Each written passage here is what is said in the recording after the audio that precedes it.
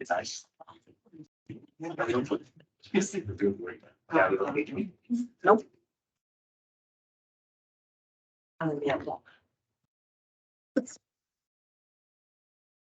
Good evening, everybody, and welcome.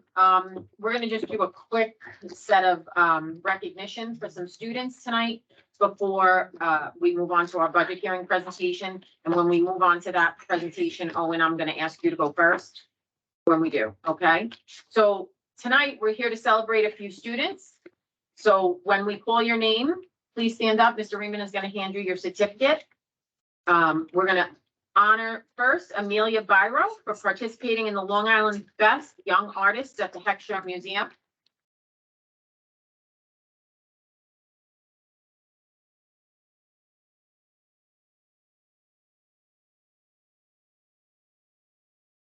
Wait, Miss Sales to come down, sorry. Yeah, well, don't mind, nothing I can do about it. It says, can't really move too far out of the way.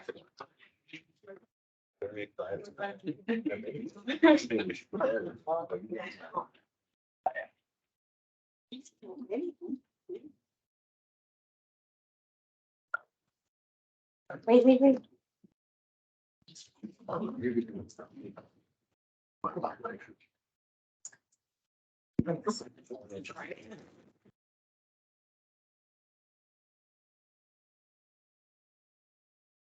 Following students participated in the Old County NMEA Music Festival. When I call your name, please come down and then stay down here. We'll take a group photo. So Sophia Simonera.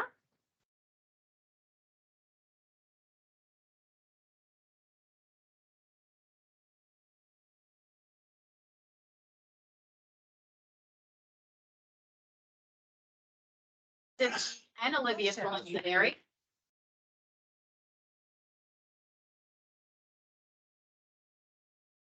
Rory Gallo.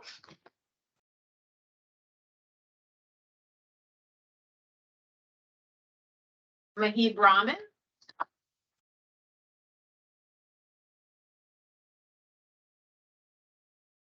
Stephen and Valerie Schreck.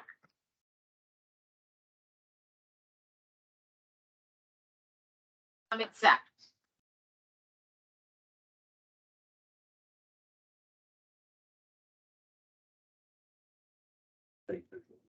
Yes, I'm looking. I'm right. Oh.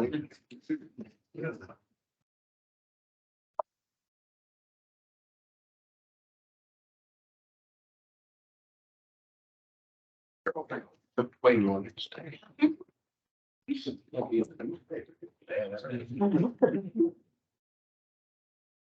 Good.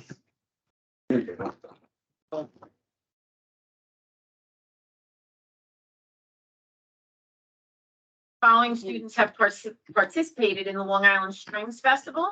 Ariana Corona.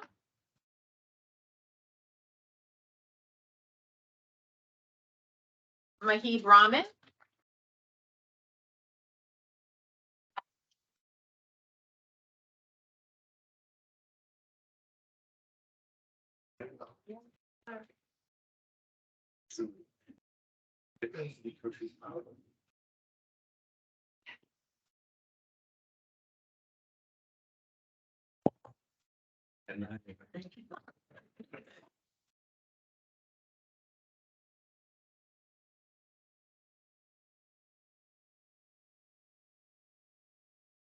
Once again, we want to congratulate all of you on your excellent work in both art and music. At this time, parents, I know that all these students probably have homework to do, so if you want to take them home, feel free. If you're going to stay for the budget presentation, we would love for you to do that as well.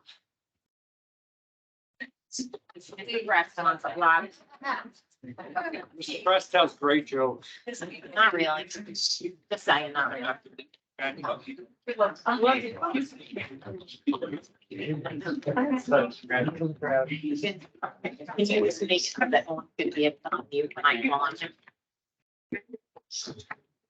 Like a reception. He's on. He can. I'll let the people that are sitting now. Hi, that's nice.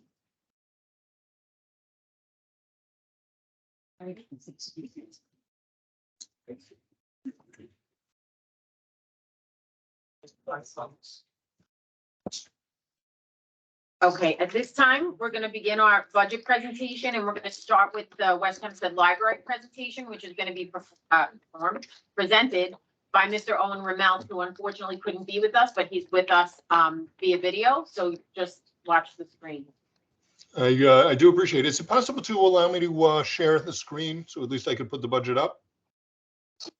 And can we do that?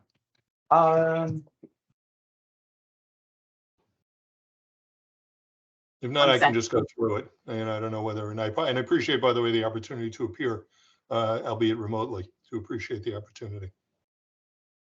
If not, I can just proceed with the budget.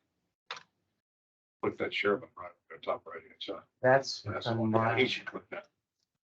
And hit yeah, share. do you see a share on your side? I do. Unfortunately, it does not appear to be operative. All right. Yeah. So whoever unmuted my mic, whoever is running it could also, if they could allow the share. If not, I'll just go through it. I think he's trying to do I'm so now. looking for it Give- now. It's not obvious.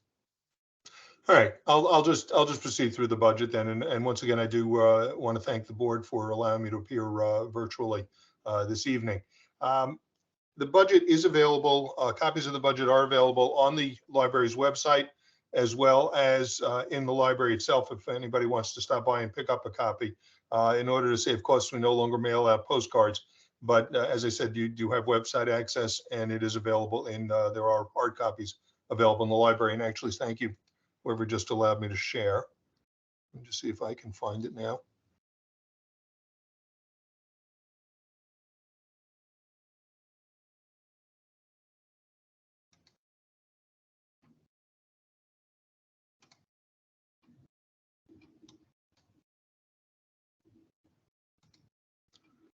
Unfortunately,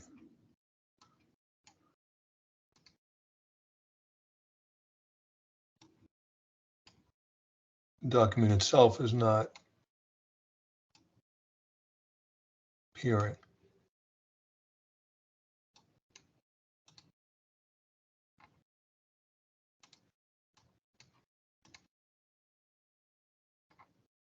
There seems to be I seem to be having a problem with my computer. All right. This is not going so well. Maybe I should. Let everybody think. I'm just going to read through it. Okay, So this year, the library programs are budgeted at 95,000 compared to 91,000 last year. Furniture and equipment has gone down from 35 to 31,000. Technology and equipment, we have an upgrade from 38,000 to 48,000 because we will be switching over to a cloud server. Our operating expenses, library materials, salaries, and benefits, with it, when you take all of those into account, the difference in the budget increases from $4,552,524 to $644,175. The total raised by taxes in last year's budget was $4,245,683. This year, we will be the amount to be funded by taxes is $4,327,675, which is an increase of approximately 1.9%. We have tried to keep our costs down. We have kept programs at our various costs at a minimum. The things over which we have no control primarily is the cost of employee benefits, which has gone up, budgeted from approximately $869,000 to approximately $964,000. And that is a state mandated cost. So we have no control over that. We have tried to keep the budget as close to the bone as possible while continuing to maintain the services that we provide to the community. I don't know if anybody has any questions. super fast. So I'm gonna just, because I don't know how long Owen's able to stay on. We don't normally take questions at this point, but just for the library budget, if anybody in the audience has a question, just raise your hand. And just, Owen, doesn't appear that anybody in this audience has a question. Sure. Just one more time, the budget is available on the website, the It library is website? available, yes, it is available on the West Hempstead Public Library website, as well as hard copies are available in the library itself. Okay, thank you so much. We appreciate you. Quite welcome. And once again, thank you very much for letting me appear virtually this evening. No problem, thank you. You're welcome.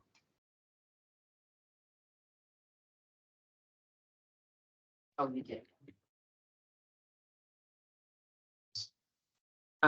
Okay, so at this point, we're gonna give the mic over to Mr. Press, who's gonna present our side of the budget hearings.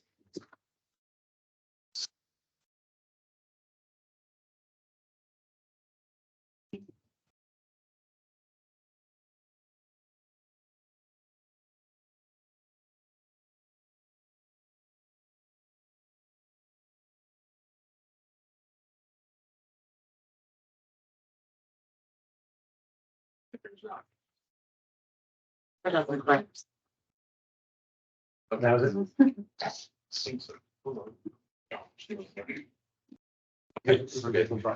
Yes.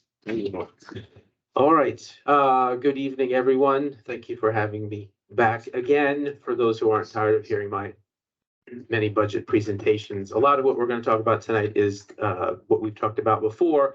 It's just a much more condensed version of the budget. If you want more information, this is more for the folks in the audience. All of the presentations from the budget meetings are up on the website, as well as some additional information, line item budgets and things of that nature. So let's get into it. So our proposed budget, as we have been sharing, $74 million. It's a 4.2% budget to budget increase. We're just under $3 million. Our levy increase, similar to the library, 1.99%, which is below the district's tax cap of 2.43%. We are within the tax cap now for the 12th year in a row, the entire history of the tax cap. And over the last 4 years, 3 of those 4 years, we have come in under the tax cap. One of those years was a 0 back in 2020. But, okay. In terms of the increase for the average single-family homeowner, we're looking at about $155 per year, or about 43 cents per day. And then just to give some perspective on our tax levy increase, this is a list of surrounding districts. We're at 1.99%. We are below the mean of these districts listed here. And when you look at Long Island as a whole, we are lower than about 75% of the other districts across the island. Our challenges to budgeting this year, again, similar to the library, our medical insurance premiums have spiked over the last few years. Originally, actually this year, we just got a reduction beginning in July, but the increases have been 12% in calendar year 2022, about 12% in calendar year 2023. And we budgeted for a similar increase going into next year. Special ed costs are going up. It's largely due to tuition increases. Again, we have no control over that for our students that we send out of district. Those are our students who have generally the highest need. And so they are a little costly, but this is the education that they need, and we want to give them the appropriate education. Our facilities, as we've talked about, utilities expenses are largely driving this increase. We heat with oil, we heat with gas. We try to use gas when we can. Not all of our buildings can do that.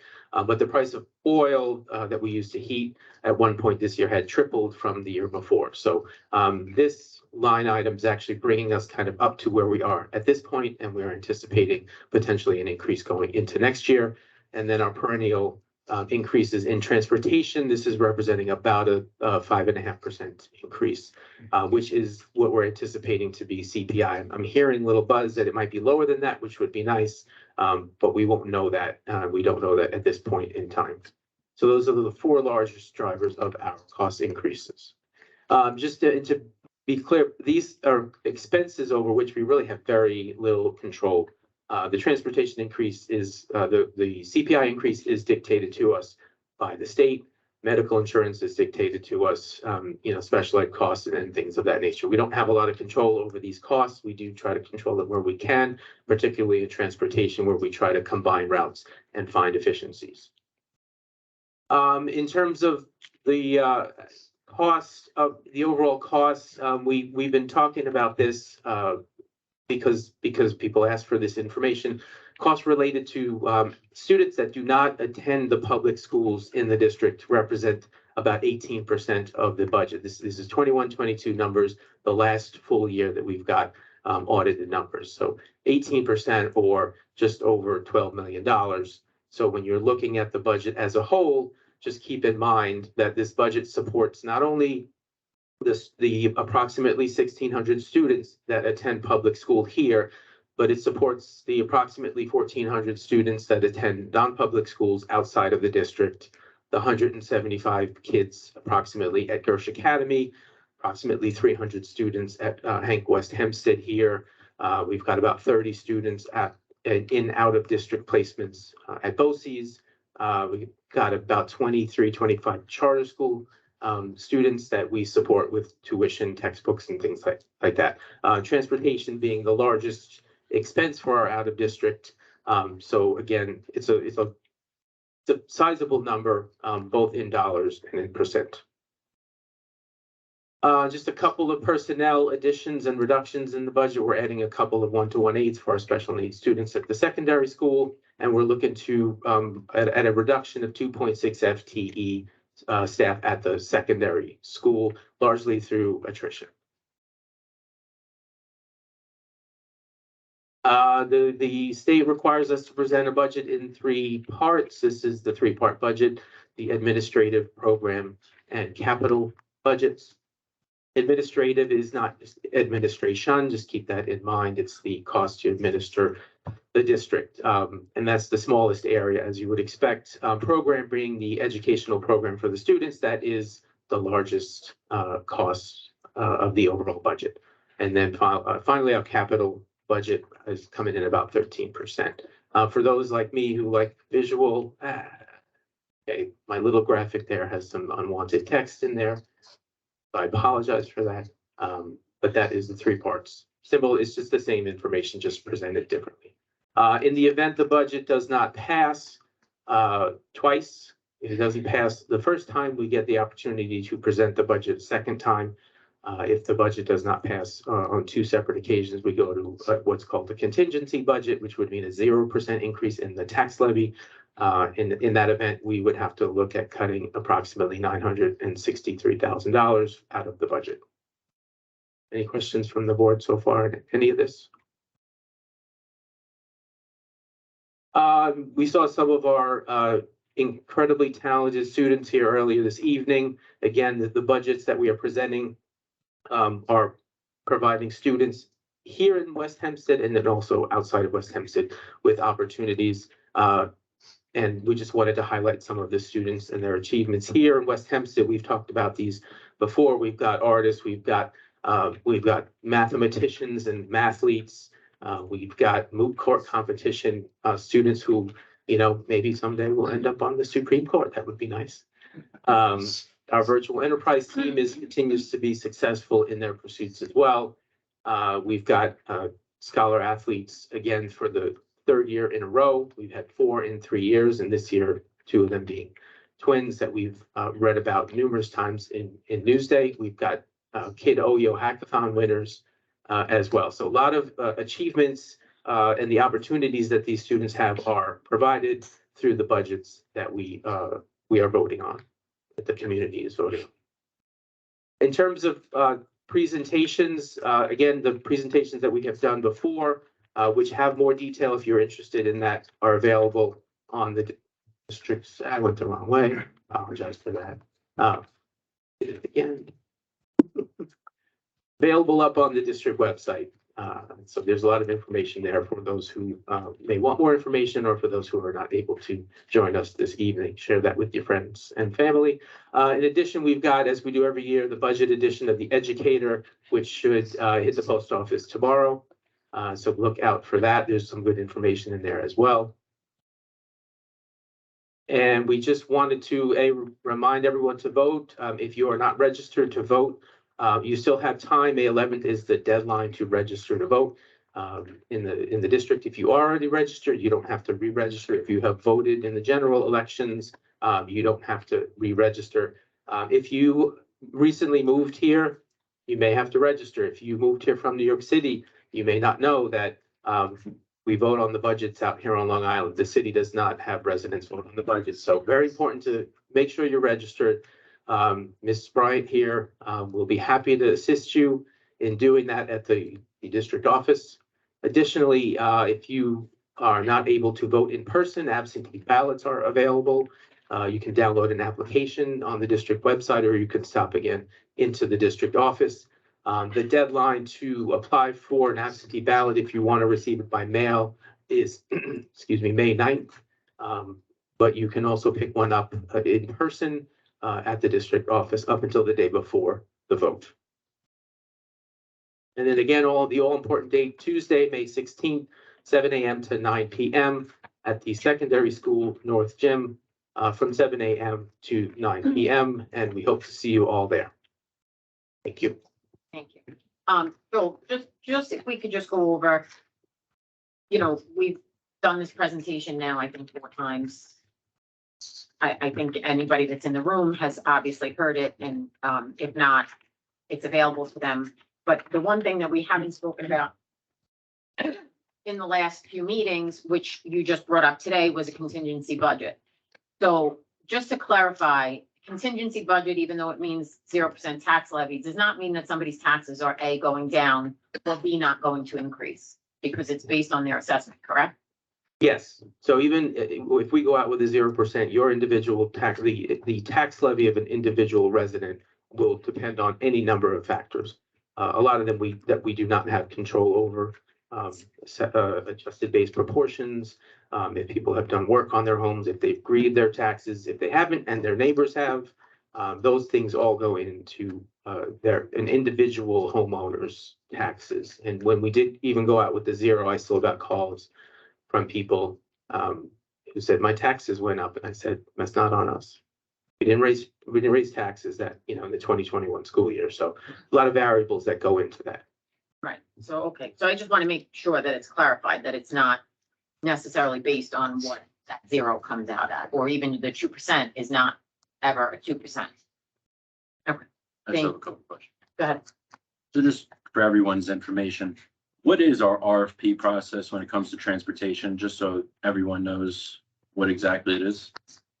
So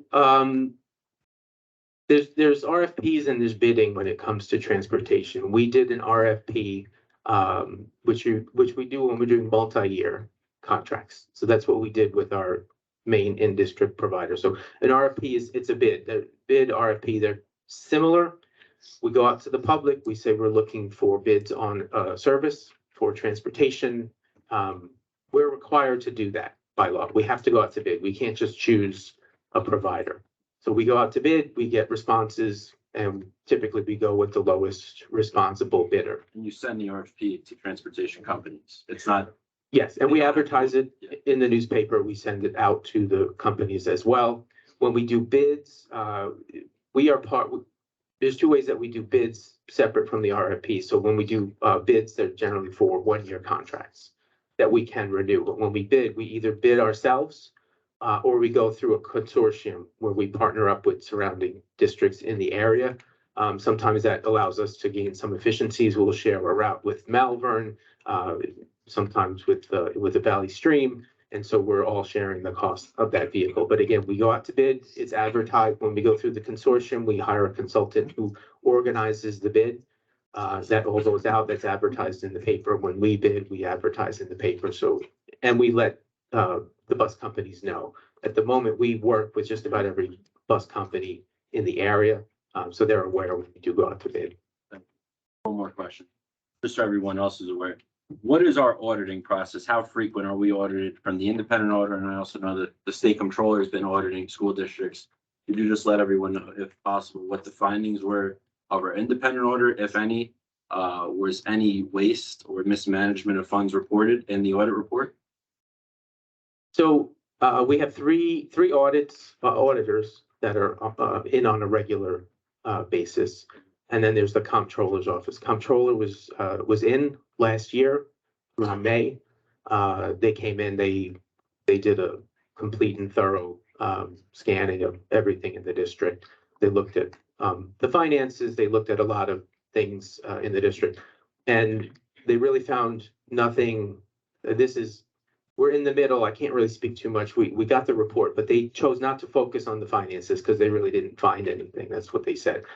They chose to focus on technology because that's an area that you're reading about. There was just an article in Newsday this week.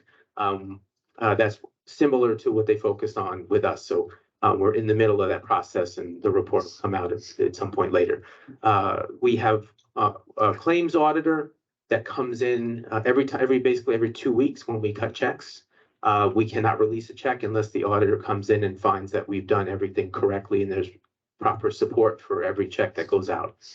We have an internal auditor that looks at our internal controls. They're in here every year.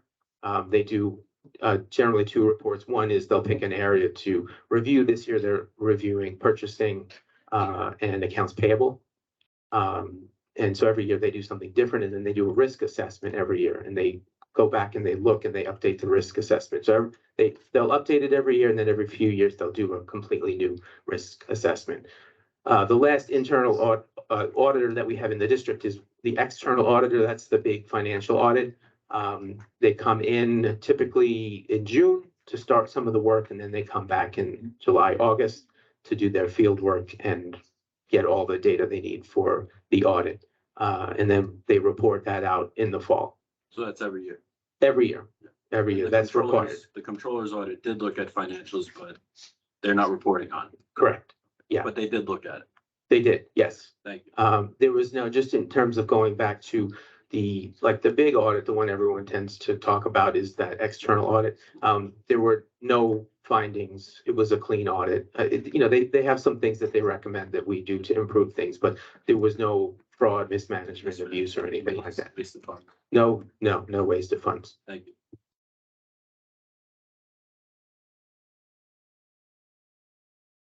Yeah, so just in terms of the comptroller's office, they came in, they looked at everything. They looked at reserves. They looked at our fund balance over the past few years. They looked at purchasing. They looked at budget transfers. They looked at, everything. And they've got fair game to choose whatever they want. You've seen audits recently talk about overtime. They went through that and, sort of the off the record, when I spoke with the auditor himself, he said we didn't really find anything in the area of reserves. The reserves are healthy. There's not too many of them. We don't have too many reserves. The fund balance was really not an issue. Trying to think in some of the other areas. Based on all these reports, what's our credit rating? We're at AA3. Which is the best? It's not the best, but it's up there. Yeah, it's up in that area. We were when we do our borrowing and our serial bond borrowing, we get a Moody's rating. And one of the things that they cite when they give us our rating is the healthy reserves. It's something they want to see, which helps us get lower rates, lower interest rates, so that our borrowing costs are lower than they would otherwise be. I have a question. You mentioned if the budget doesn't pass, we know what happened last year. The budget doesn't pass, we come back and we have to start making cuts, represent the budget, or if we'd have, assuming that we'd have to make some kind of cuts, and if it doesn't pass again, we come back with 0. Have you given any thought to what types of things you would be cutting if we're forced to start cutting this proposed budget? No, because I don't want to put that out there that the budget might fail. We always look at that. I mean, the things that we tend to look at, it's the things that we talked about last year. It's the non-essential programs. It could be staffing. It could be transportation issues that we look at. Maybe, combining certain routes and things of that nature. That would really be in the event, as we did last year, if the budget does not pass in May, we will come back to the board. We'll have recommendations and then we'll have a conversation about that. But I'm hopeful that we will not have to have that conversation again this year. Yeah, understood. Understood. I'm just trying to gauge, really trying to gauge the risk of programs to the budget if we aren't able to move this thing.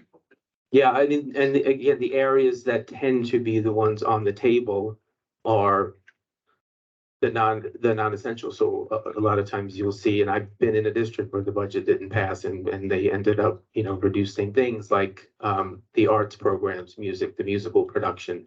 Some of the athletics got reduced, things of that nature. That's because those are not required, for the program. Now, those are the things that the kids love, so we don't want to really necessarily look at that, but those are the, we can't cut math and English and social studies. That stuff has to stay there. We have to educate the children on the academics. So that's a good point. So just to make sure I understand you correctly, when you say non-essentials, you're not talking about other stuff like lighting in the parking lot. You're talking about non-essential programs for the students. Is that accurate? Yeah, I mean, we're gonna have to, we have to heat the buildings, we have to have lights and power and things like that for the computers to operate. That's not something we would be looking at, but you're correct. We're talking about non-essential parts of the educational program there. Good, thank you. Could be clubs, it could be, it could be anything. Thank you for that. No, the reserve fund, if I'm not mistaken, New York State says to be fiscally responsible, that we should be at about 4%. That's the unassigned fund balance. The state says we're allowed to keep up to 4%. Right now, we're about 3.5%.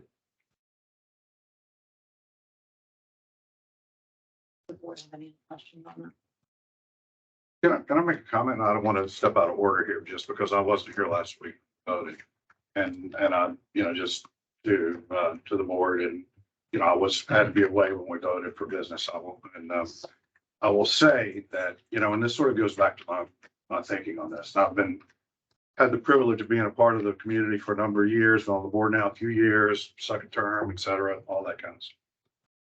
When I got involved in the school budget and the school board and the school activities, it was around this budget season. And thinking to myself, how can our budget be $55 million for one high school, one middle school, 2 elementary schools and a kindergarten? How can our busing budget be $5 million when I can ride a bicycle from one end of town to the other in 15 minutes? And then over that period of time, over the last 15 years or so, I've looked at this very closely with a lot of smart people such as yourself and auditors and other board members that come with financial history and whatnot. And there's no easy answer to this. It is tough, man. 75, what's our number now? 70? It's a big number. My point is this is a big number. Look, my taxes are too high. I feel it. I know we've got a situation here with our schools and our costs that it's hard for us to carry. It's not, but what I also know is it's not unique to West Hempstead. And much of what is driving this, and this is what you were speaking to, are things that are out of our control. So we have this creative tension between fiscal responsibility and our civic and ethical and moral responsibility of educating our children and doing it effectively. And I will say that I'm very proud of the work that we all do here, Mr. Raymond here and his work, and Ms. Riley and you, Mr. Press, and everyone, all of the teachers here and the superintendents and Mr. Mayo and your staff. And we work really hard at it, and we know how hot busing is. Busing is tough. And I will tell you, in the years that I've been on this board, I can hardly think of a meeting that busing has not been a topic in executive session. It is always a topic.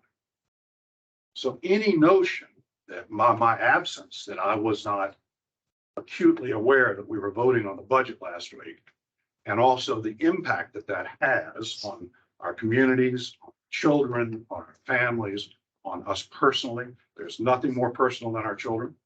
This is what we're talking about. We're talking about our children. That how much this matters to all of us. I get it. I get it. And the challenges that we have are often bigger than our little West Hempstead, small but mighty West Hempstead. But we have an obligation to educate our children. And to do that more effectively, in the most effective way we can, I believe, even though I couldn't vote, that this budget is a sound and solid budget and needs to be supported. Because the changes that need to be taken, that we really want to move the needle, are changes that as a community, we're not really ready to take on just yet. And the state of New York is not ready to take on just yet. And what I personally, as a citizen, as the trustee of the board, don't want to do is take any position that's going to shortchange our children, our community, our next generation of Americans, of tax-paying citizens, who they get the privilege of trying to figure this out. But we can't do it in one budget cycle right here. And what we did last year when we didn't pass our budget, put a black eye on our. If you want to think about the quality of your community and the quality of your home values, there's nothing more essential than the quality of our public schools.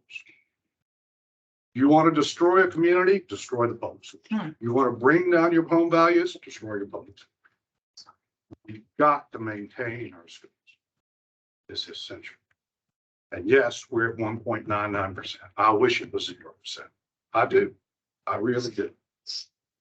But I also know, yeah, we live in New York. It costs what it costs. I can't, I choose to live in New York. And it comes with perks and benefits. If I want cheaper living, I can go live another place. That's not what I choose to do. I choose to be here, West Hempstead. And so I just want to say thank you, Mr. Press, for your work. Thank you to the board, to the administration for all the work that's gone into this. I wasn't here last week and couldn't take a vote. I take a soapbox instead. And Ms. Rome, I yield the floor back to you. Thank for you. my time. Thank you, Mr. Full. All right, so if there's no other questions from the board, we'll have a minute, and in about a minute, we'll have time for the audience to ask some questions. I'm gonna move on. Thank you, Joe. Sure. I need a motion to move docket 2-344 through 2-347. Second. All in favor? Aye. Aye, motion passes. Report of committees, I have no Board of Education report. PTA, PTSA, and SEPTA. I did see, what I think is Mrs. Mummondy logged on, but it actually might be Mr. Mummondy. I'm not really sure. Harry, if you're on there, do you have a report for SEPTA? If you do, you can just unmute.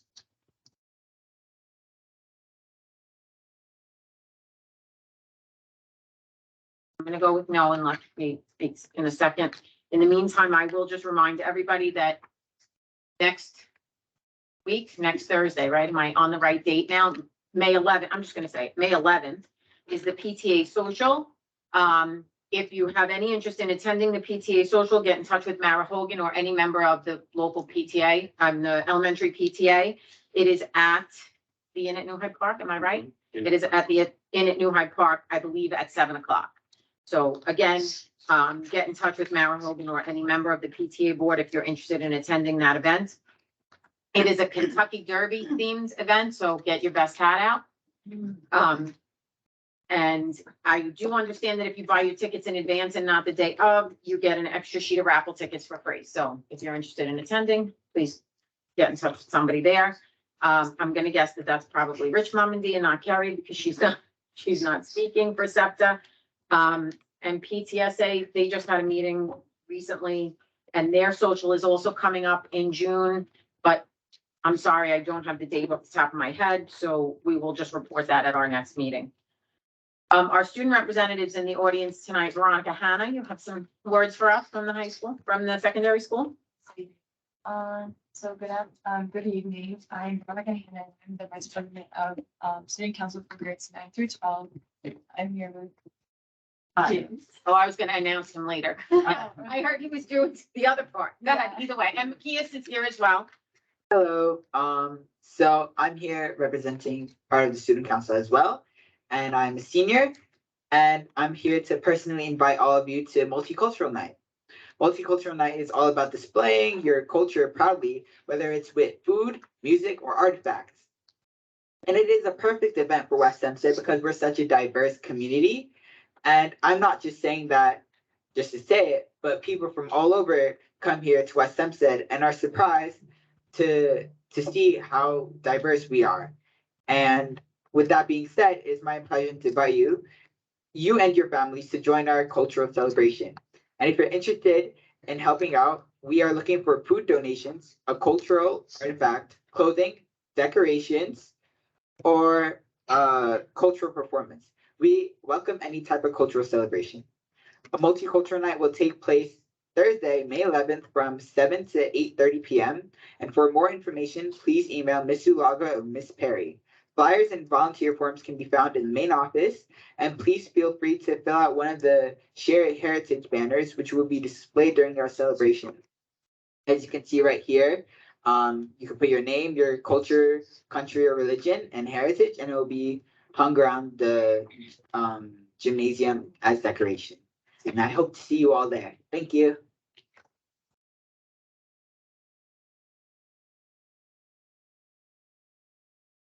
So I'll be speaking this behalf of the Leadership Club. So quite recently, 8 virtual enterprise students participated in the Global Innovation Challenge on April 18th, which held at the Jacobs Jarvis Center. West Hempstead students were placed on teams with other students around the world from the United States, Brazil, Indonesia, Australia, Romania, and Bulgaria. 5 teams out of the total of 29 teams competing made it to the final. 3 of our West Hempstead students were on the teams that advanced to the final round. Senior Angelina Reyes was the first place winning team and was awarded an iPad tablet as her prize. Lastly, for our Honor Society, students will be volunteering to work at the art stations at Community Arts Day this Sunday. We hope to see you there. On May 24th, our Honor Society members are invited along with 2 upper-level art classes to take part in the environmental interactive presentation and art making experience at the Bayard Cutting Arboretum. This amazing field trip opportunity is funded through great grant money. That's all we have for you tonight. Thank you. Thank you.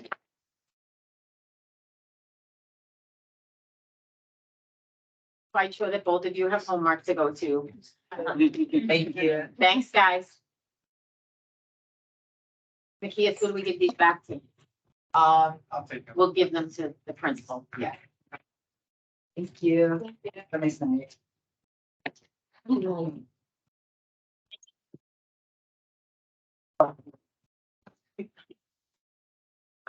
Okay. So at this point, we're gonna move on to our superintendent's report, Mr. Raymond. Thank you and good evening.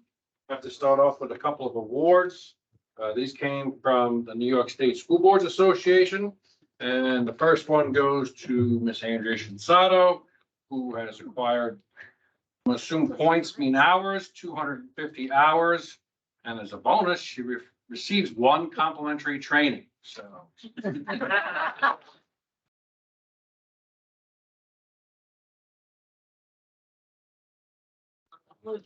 I should really take a picture. So this way. Because you. Thank you. Fine. The next. The next one goes to our board president, Ms. Karen Brome, who has apparently displayed some leadership skills and developed some opportunities. And she's total 500 points. Might be good for the Kentucky Derby. So congratulations to you from NISBA.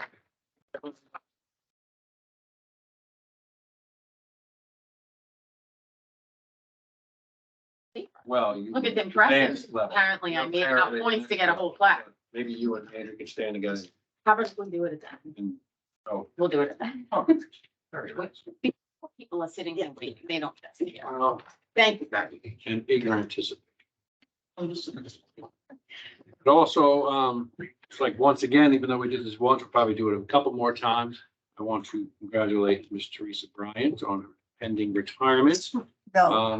And to our left, Ms. Christine Greco, who will be attempting to replace her, no pressure. July 1st. Not after today. They have hit it off, and Ms. Tannenbaum has given them both their blessings, so I guess we're all fine. One of the items you're going to see on the agenda tonight is a revision to the 23-24 school calendar. Each year, we consult with the 5 unions. They are asked for their input, then the calendar is presented to the Board of Education for adoption. This year, there was some concern about the calendar, so we decided to modify it. I still received some phone calls today. There's still people who are upset. You can't make everyone happy. That's not possible. You must have 184 days for teachers and staff and 181 days for students.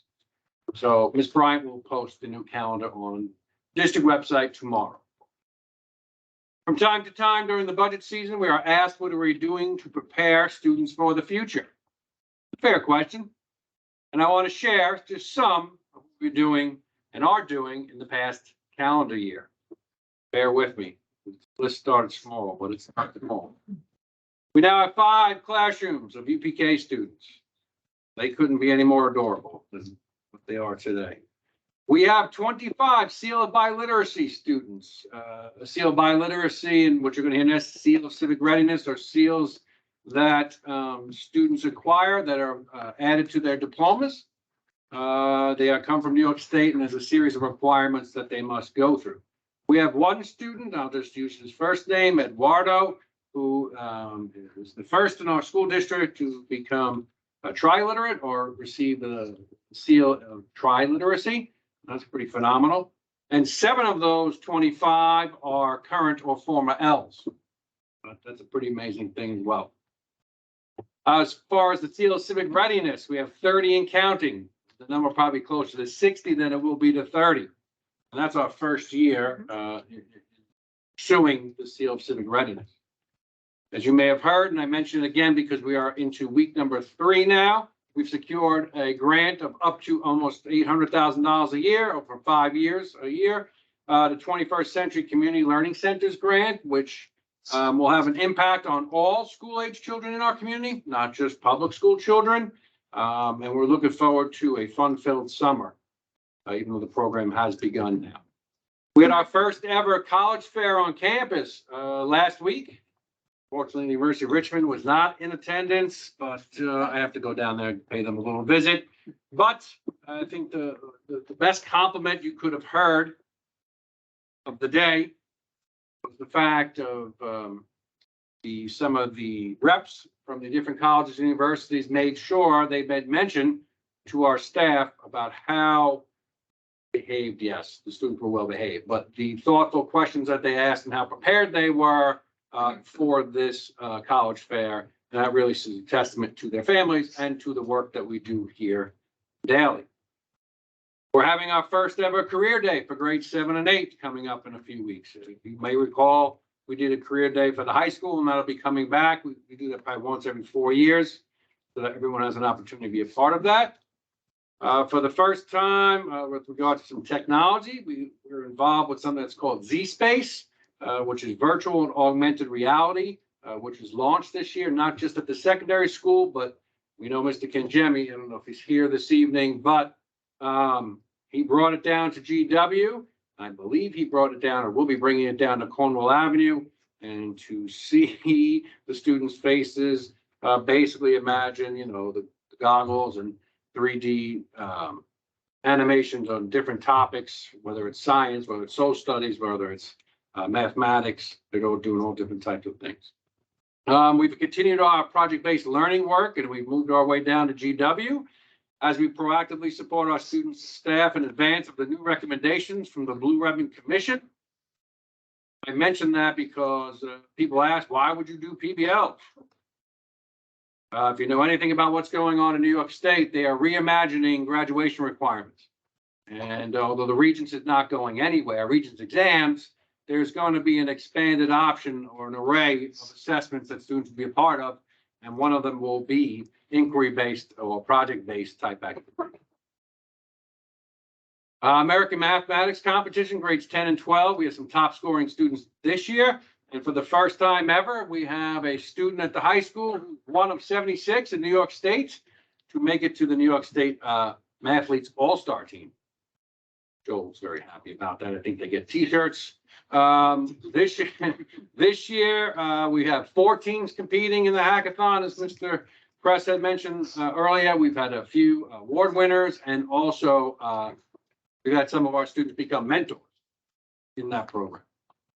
We have 13 students attend the NYU School of Medicine and Vision Scholars Program, which is a program that's designed for minority students to get involved in the medical field. They meet monthly with doctors, with students who are in med school, with students who are just pre-med. And again, kudos to the staff and in particular our students, because NYU Langone made a point of mentioning the fact, again, how thoughtful our students were and the types of questions that they asked. Again, kudos to staff, but mostly kudos to the students because they're the ones doing that kind of work. We're part of the dual enrollment program at Nassau Community College. We have over 60 students enrolled at the STEP program at Adelphi in grades 7 through 12. We continue to be participants in the Nassau Diversity Fair. We have a teacher focus group with the new math program Investigations Through. It's a framework for reflecting on equity in Investigations Mathematics classroom. That doesn't happen to just anybody.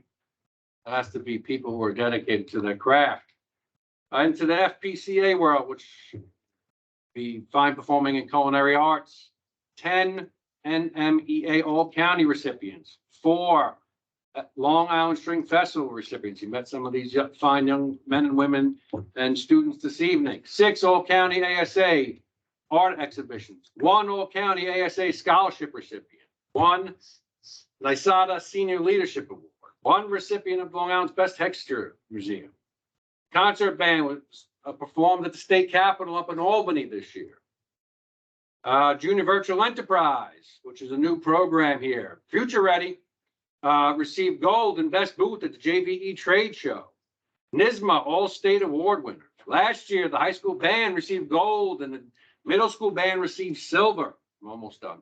We're expanding our summer program that has included camp invention and written out loud. Students created their own books in the summer. Think about that for a minute.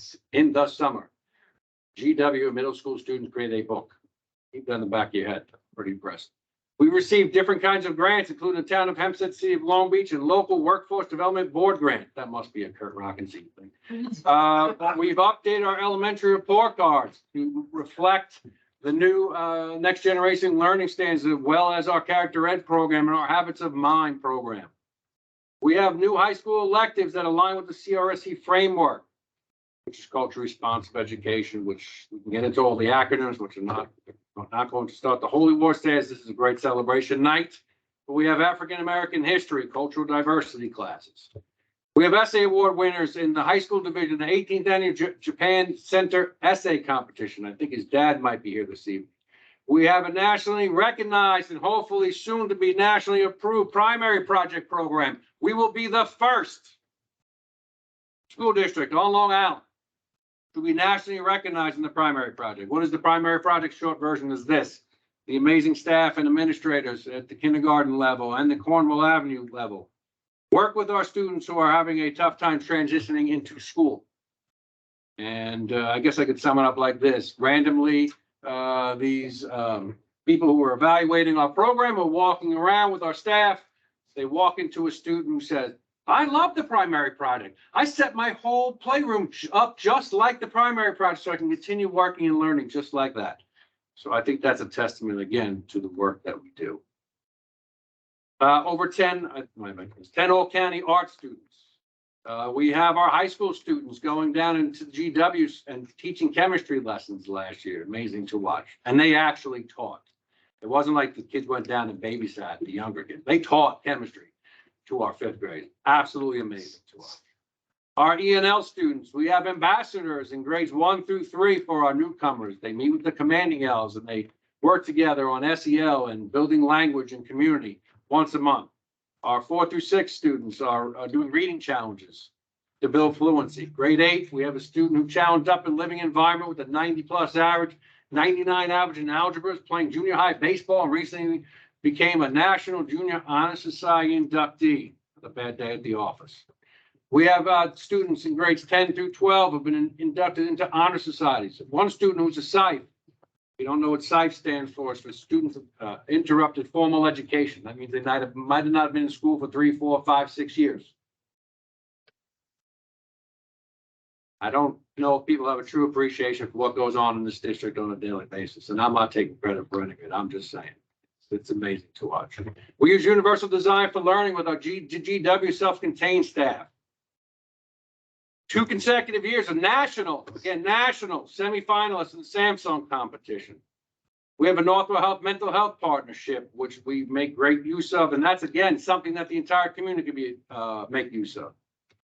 We had a virtual enterprise team at the secondary level on the south side. We finished 3rd nationally again, not state, nationally in a recent competition. We had a race racism essay contest winner last year, received monies. Nationally ranked, both nationally and state ranked track and field student athletes, Nassau County Boys Track and Field Class A champions, first time in West Hempstead history. We have an Adelphi University residency program that we're going to be expanding tomorrow in a meeting that we're going to have at 8 o'clock tomorrow. New York State, we're part of their peer mentoring program. We have students competing in the Long Island Science Congress. These 2 are fucking Gemini because I promised them I'd put them in. We started a successful trout in the classroom program, and we began a hydroponic program. And this one's for Miss Day, who's not here, so maybe she's online. Hi, Miss Day. AP achievements in 2022. We had 25 AP scholars, 8 AP scholars with honors, 10 AP scholars with distinction, 6 AP capstone diplomas, 8 AP seminar and research certificates. Our students participate in 17 different AP exams. Think about the size of our school district for a minute. Everyone criticizes us for it. Well, we're going to take some credit for it tonight now, too. 17 different AP exams. We outscored the state average of 3s or higher on 70% of those exams.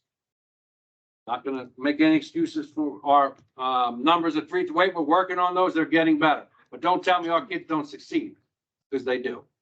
In AP Lit, Lang, and Statistics, we were about 25% higher than the state average. 25% higher than the state average.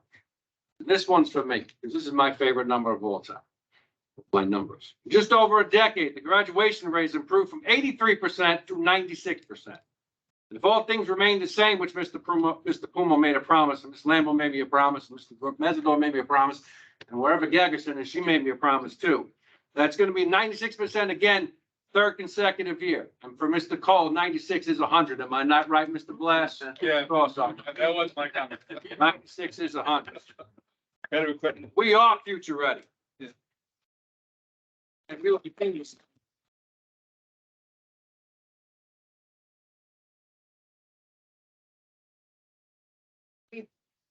I promise we're getting to you guys in a minute. We reached the period for district residents and employees of the district to address the board.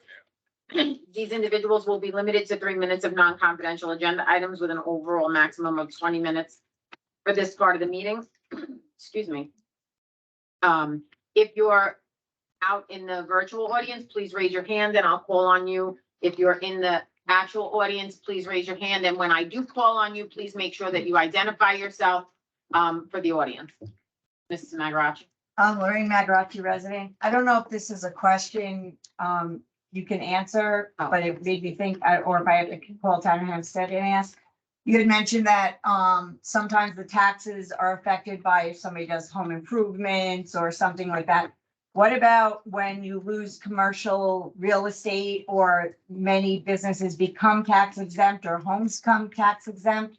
Do the other residents have to make up and that could raise their taxes because other people aren't paying taxes?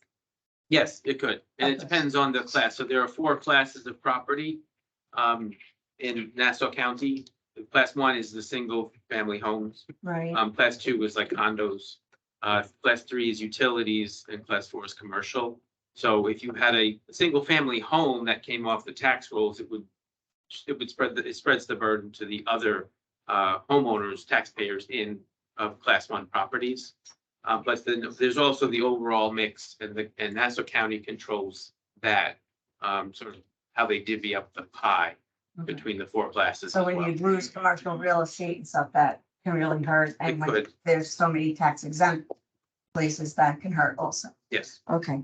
And Mr. Cole, I just want to say,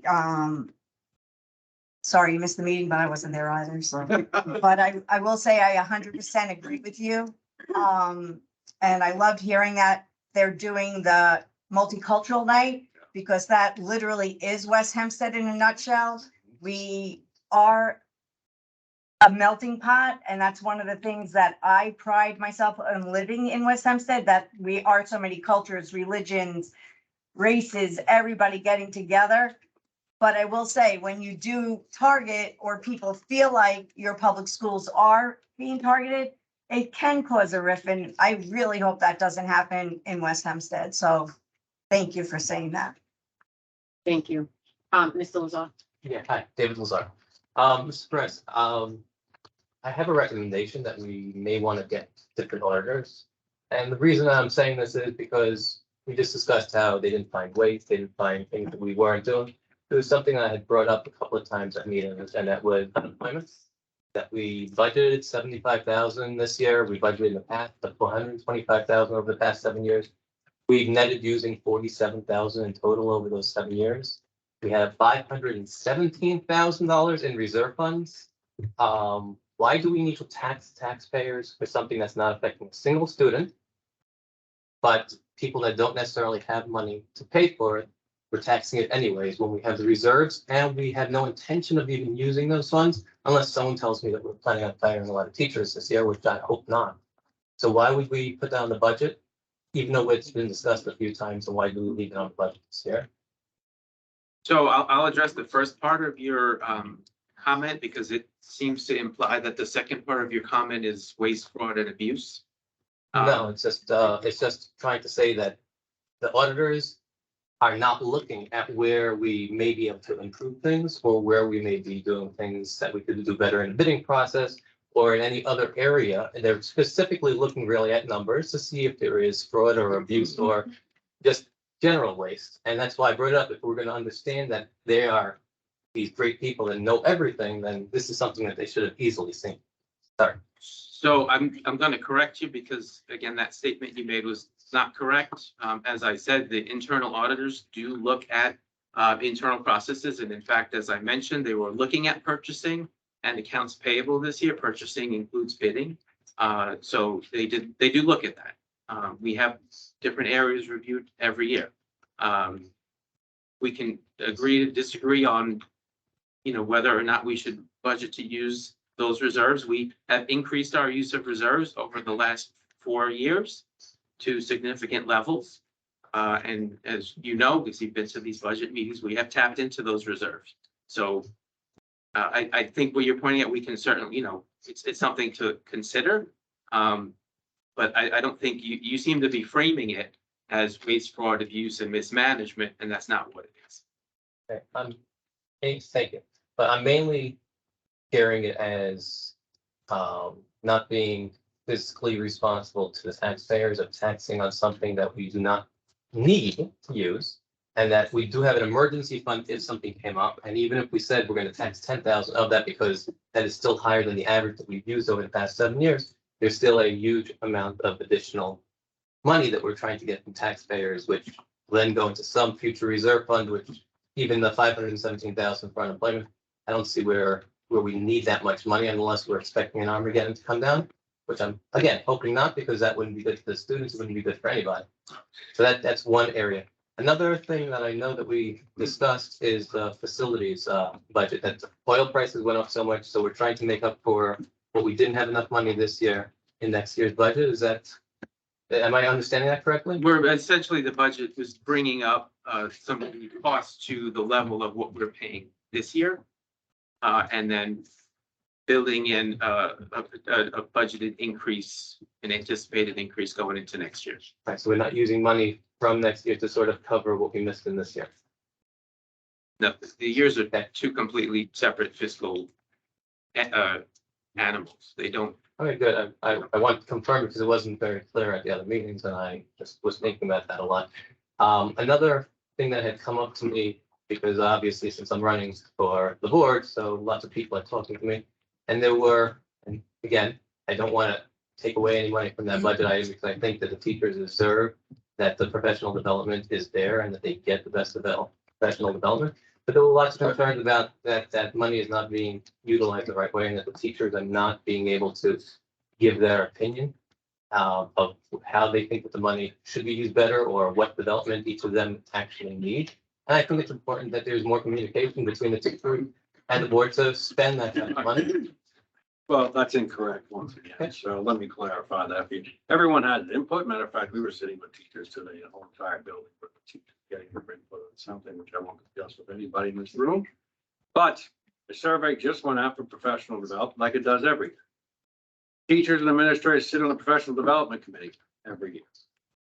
So fortunately, your information is incorrect, and I don't know where you're getting it from, but I don't think you truly understand how these things happen. I just discussed before. Doesn't happen in a vacuum, doesn't happen with one person, but happens with the 400 who come to work here every single day. I'm glad then that they are fully being taken into account because some people had told me that they weren't. Well, I'm glad. Good, thank you. Always can call me, sit with me like you have in the past. Mrs. Day, I see you have your hand up. If you want to unmute yourself.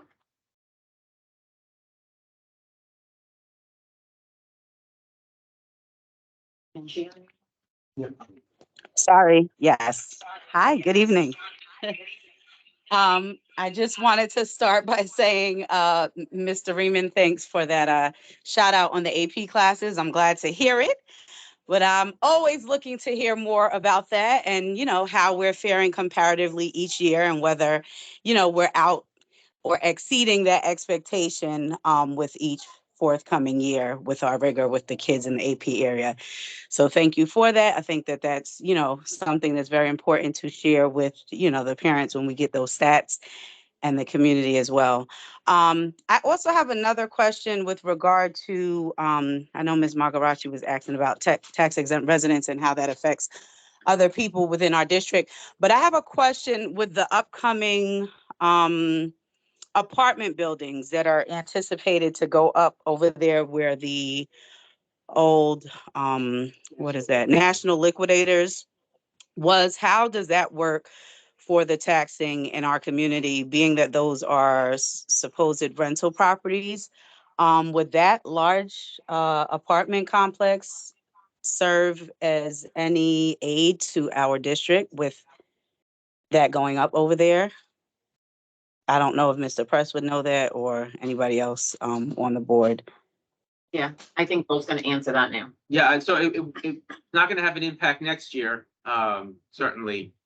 It depends, if they come in at sort of full value and they don't seek a pilot payment, then it has the chance of enhancing things. There's a tax-based growth factor that's factored into the tax cap formula there as well. But obviously, it depends on what the taxable value of that property is now versus what it is after those apartments are built. What I'm seeing is a lot of these properties are getting these pilot payments, the payment in lieu of taxes at reduced levels. And so we're not getting the full value of that property, at least not initially. And those pilot agreements tend to be 15, 20 years. So it remains to be seen. 15 to 20 years. Now, what qualifies these builders for these pilot programs? Like, is there a certain amount of units that they have to have that qualify for like affordable housing, or like what qualifies them for that long duration of time? And is there any way that we could vocalize how we feel about that in the interim while this is a proposed bill that's going to be taking place and affecting our community to a great deal, I'm sure? I mean, you can certainly reach out to the local elected officials. Right. The IDA. Yeah, Kurt, Mr. Rockinson said call him. No. Not Mr. Rockinson. Yeah, so there's the IDA controls that. They do have public meetings that you could attend. But I don't know, I haven't seen anyone be successful in getting an IDA not to. We should. All right, so just really quickly, I'm gonna there were two more people that wanted to, we are at the limit for this portion, but there were two more people that wanted to ask questions, so I'm gonna allow them to happen pretty quickly. Mr. Zelig, if you want to unmute and ask your question. Sure, I'll try to be quick. Got just a couple of questions. So we've already found a number of areas where the budget can be reduced, not in the reserves. As the response was, it wasn't fiscally responsible. I believe putting $7 million in a reserve that you're only willing to spend less than $1 million yearly, I would call slush funds and not fiscally responsible. Please, can you confirm that roughly the $825K, this relates to the email I sent over, or by approving a duly adopted resolution to transfer $470,000 from ERS to TRS, then revise the budgeted use of the TRS reserve to roughly 1.1 million could be used from the reserves, but you just don't think it's responsible to do so. And if you reduce the expense line by that $825K, you would have reduced the total expenditures and the budget could be adjusted accordingly. Okay, so I want to go back to your statement about the use of only $825,000. We can only use money from that particular reserve to the extent we have an expense that can be paid from that reserve. So if you want me to take $2 million out of that ERS reserve, I can't. Okay, so let's just make that clear. We're taking out, we're budgeting for a certain amount, and we're budgeting to use the reserves to cover that amount. That's first. The second part of your question, my opinion doesn't change. You want us to transfer money from the ERS reserve into the TRS reserve and then use that entire amount to cover expenses this year, leaving us with $0 in the reserve next year. How do you propose that we fund that $1 million in the subsequent year if we have nothing in that reserve to tap into? Now we've got to find $1 million of revenue somewhere else. The other part of your statement, again, incorrect.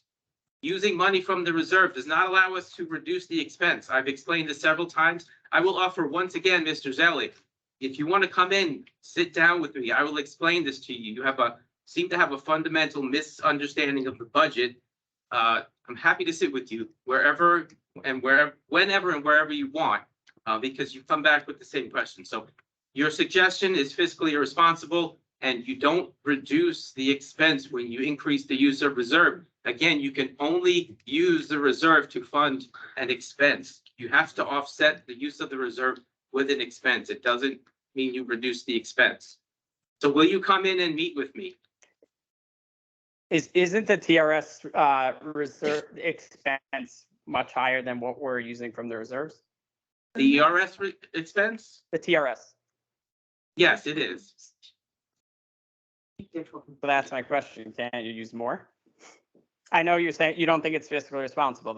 If that's the answer, it's fine. I just want to know, based on my email, it sounded like it was just not fiscally responsible. That it could be done, but you just don't think it's fiscally responsible. I just want to make sure that's correct. Well, can you tell me how it's responsible to take $1 million out of the reserve, leaving it with $0, and then what do we do in the subsequent year? How do we make up that $1 million? When we end up in a surplus the next year, which we've done most years, we'll have money to replenish the reserve.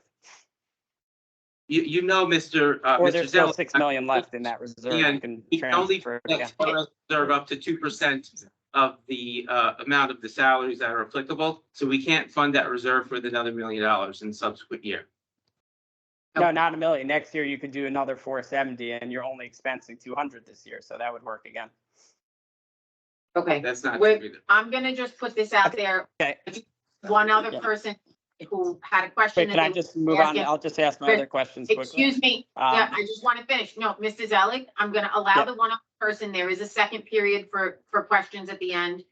Unfortunately, we've gone way over the 20 minutes for this portion of the meeting, but I am going to allow Mrs. Hafner to ask her question because she's been waiting patiently, and we will come back to everybody who has second and subsequent questions at the end of the meeting. Okay, no Mrs. problem. Hafner. Thanks. Hi, Barbara Hafner, resident educator. Before I forget to tell you, June 1st, there is a Chamber of Commerce meeting. I'm not sure if the Board of Ed are members of the Chamber of Commerce. I know the district has been at chamber meetings where the Heatherwood luxury apartment, person in charge will be speaking, so that might be a place for you to ask them about, pilot. Just a thought. Just So wait, June 1st, 6:30 to 8:30 at the Kristen Abbey Studio, which is on 610 Woodfield Road, right across from, Western Beat, correct. Okay. that's it.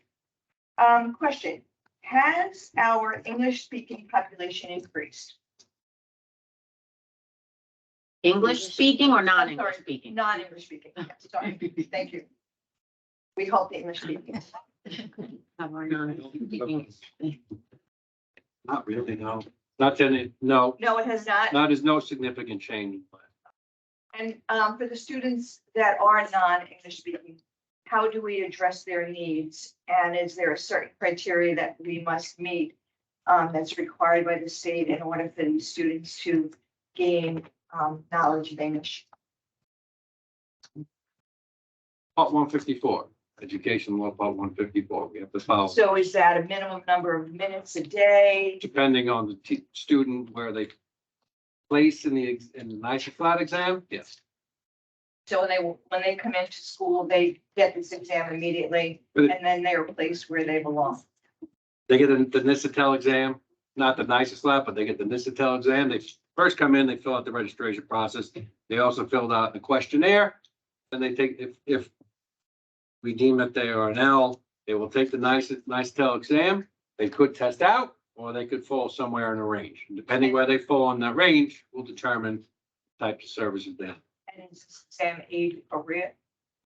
So depending on how the age of the student, whether it's a high school student. It comes from New York State, so I'm just gonna say they determine by So grade yes, level. there, it is an age appropriate exam. Is that what you're telling me? Saying the state determines that by grade level. Do we offer an age appropriate exam? We give the New York State NICETEL exam.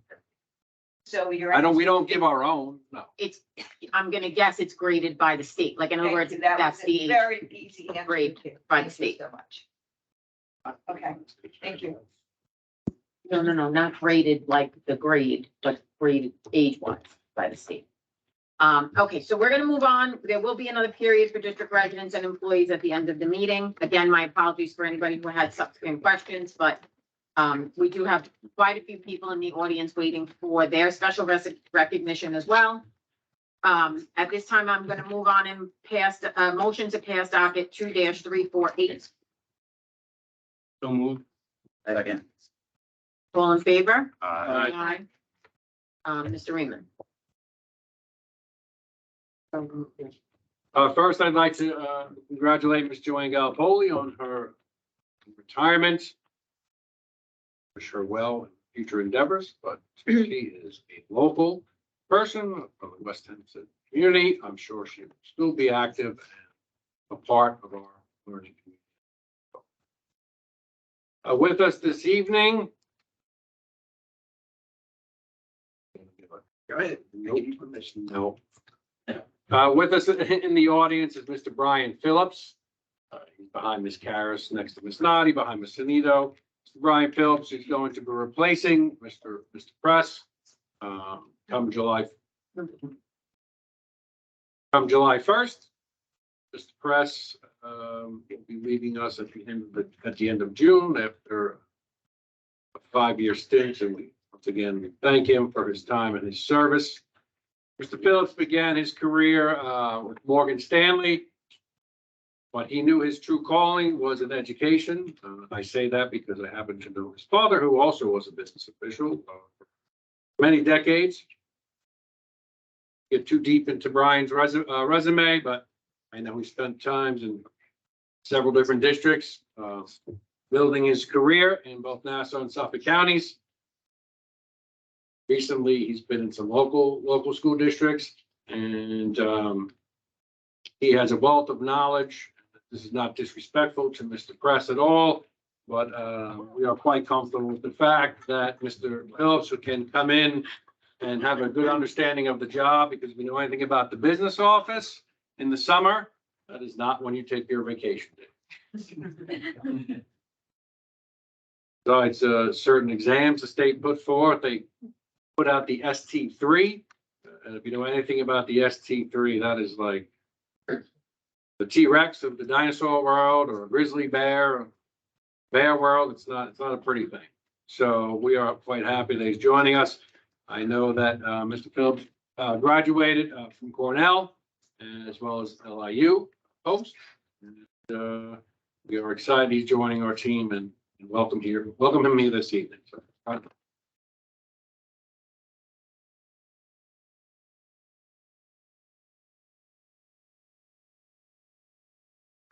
Okay, oh, that was it. At this time, I need a motion to move docket 2 dash, this is you guys. I need a motion to move docket 2-349. So moved. Any questions? All in favor? Aye. Aye. Motion passes. You guys can go home now. No, I'm just kidding. I'm just kidding. Mr. Raymond? All right, here we go. This night is always, well, it's unique in some ways, but quite special in many others, because it's a celebration of not just this moment, but typically several years worth of work. And some people have been with us for 8 years in different positions, like Ms. Stoles, who I'll get to. We're in alphabetical order, so you're probably but typically people come to us and they'll spend 4 years according to education law to receive tenure, sometimes 3 if they have come from another district. So very special moment. I know a lot of people brought their families, and they've come from Suffolk County, which some people seem to think is miles and miles away. It's not that bad, but we do know it's a little bit of a journey. First up, Miss Susie Abbott, back behind Ms. Karras over there. She is a special education teacher, and more specifically an ICT teacher, which is an integrated co-teaching teacher, which means she co-teaches with a general education teacher in the 6th grade.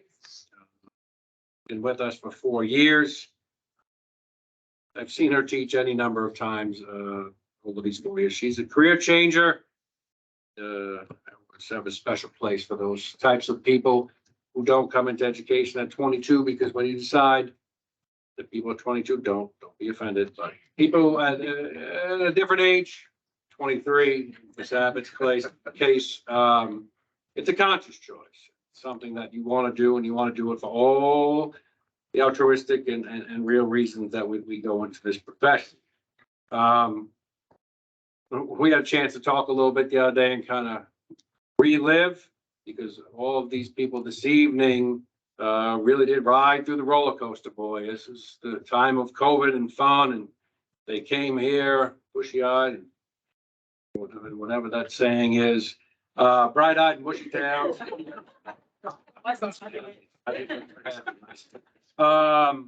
And so, I just, the phrase she used was, it's been a wild ride. And it really has. It's been a wild ride. We're here, we're teaching, and then the next day we're home, and the streets are barren, and we're serving walking tacos with Mary, who's one of our COVID heroes, I like to call her, on the front steps of, at that time, the high school. But Susie loves really change, which is not always something you hear in the education world, whether it be program or whether it be the students and who she works with daily, weekly, or yearly. She's built a real nice rapport with students and staff. She built a nice relationship with Ms. Noddy, Ms. Karras, the entire administrative staff over time. And the 2 words that I went to each person, give some thoughts to a phrase or a couple of words, and I will just say this. I see her as a potential leader. That doesn't mean I expect her to go into administration, because you can lead from anywhere. I think that we believe here in this school district. And Ms. Abbott's being recommended for tenure this evening by Ms. Karras, Ms. Noddy, Ms. Riley, and me. Congratulations.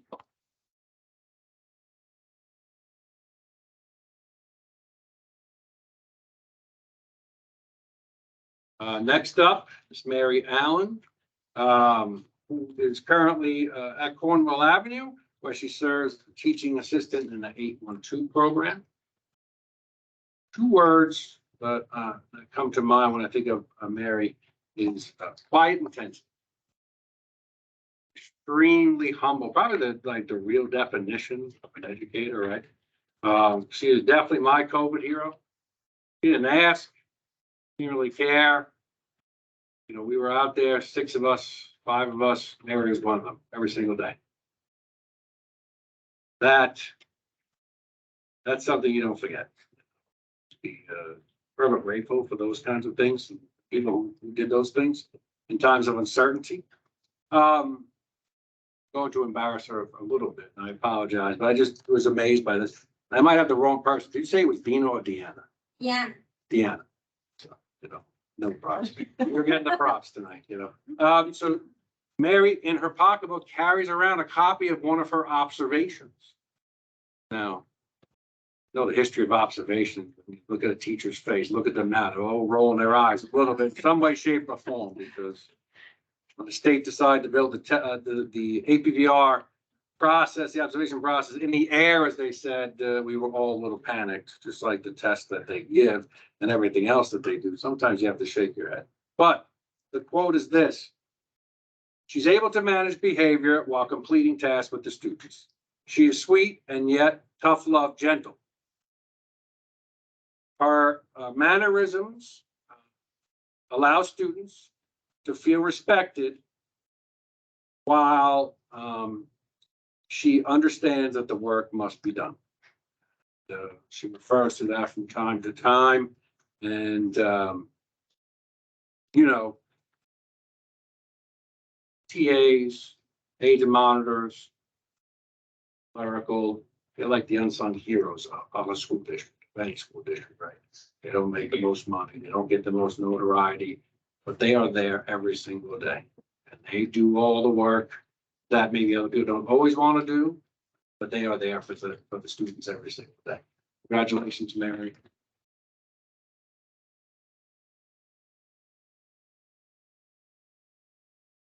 Next, Megan Connor. Yep, she's hiding over there behind Sarah next to Nicole. It's like the tenure corner over there. Interesting about Megan. Well, the 2 words I would use are sweet and passionate for Megan. But this doesn't typically happen. It doesn't typically happen where it's asked for by the educator, especially, you know, the great secret and the great whatever about when you're non-tenured. Don't do anything. Don't say anything. Keep your head down and just lay low. Not Megan. Megan came from a private school where she had like 1 year of experience. So her staff development was not extensive. And so she knew she had a lot to learn. And she started in 6th grade, and every day from day one, literally every day from day one, this young lady went to work. And around here, we don't care who you are, where you come from. We'll butt heads, we'll argue, we'll debate, we'll hold hands, we'll love each other, as Michael Fullen says, not in a weird way, right, Bridget? But every day she came to work, and every day she got a little bit better. Every day. You don't see that a lot. And then one day she woke up, it was probably well before we all knew this, and she's like, you know, I need a change. I have to go to 4th grade because, ready for it? I want to educate the whole child. In 6th grade, we do team teaching. Not my work for people. It's not good or bad. We're not saying that. But she wanted to educate the whole child. And she wanted to capitalize on the individual strengths.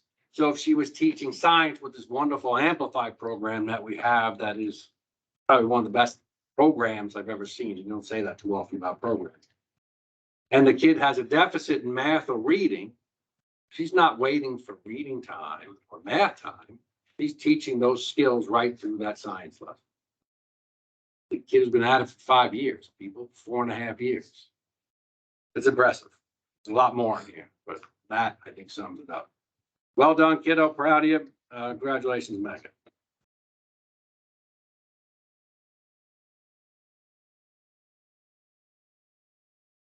Next up, Miss Tracy Cousins. She made it to the front row. Served the Army, is that not correct? Yes. Thank you for your service. Oh, mercy. We're not talking about this. I will sleep well. The phrase that comes to mind with Tracy is gets it done. Gets it done. She's a reading teacher at Cornwall Avenue. So she has students in her groups with a wide range of abilities. Some are developing, well, they're all developing in some way, shape, or but some more than others.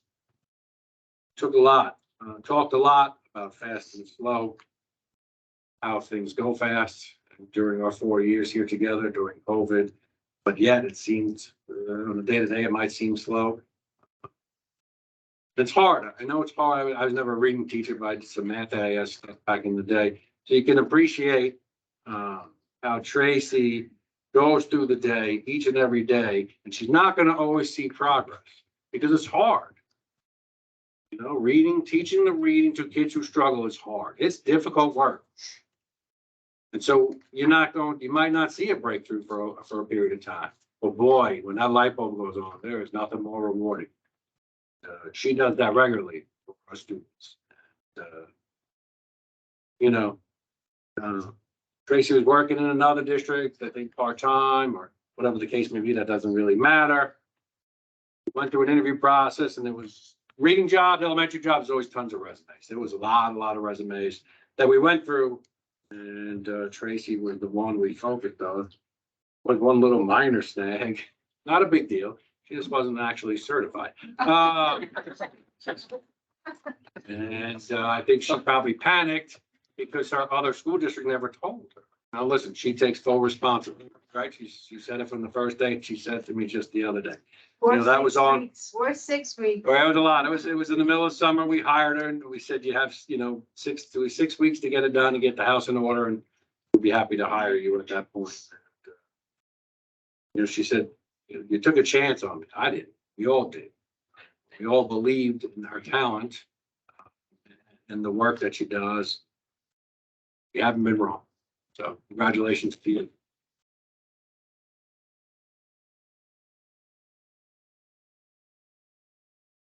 Another Cornwall Avenue buddy over here, Miss Sarah Fine. The word that comes to mind for me is potential and the tattoos, but I'm going to get to that in a minute. We talked a lot about COVID too and how hard it was at times, especially being new to the craft. One day you're teaching in the classroom and next week you're like, all right, use a Chromebook, go figure it out and make sure they're reading next week, right? And we're like, But in true Sarah Fine fashion, she saw the silver lining in it, and she spoke a lot about how crisis is like the mother of necessity, right? Like things are going to happen, and you either lay down and cry about it, or you can figure it out. And every day she got a little bit better at her craft too. And every day she figured out something.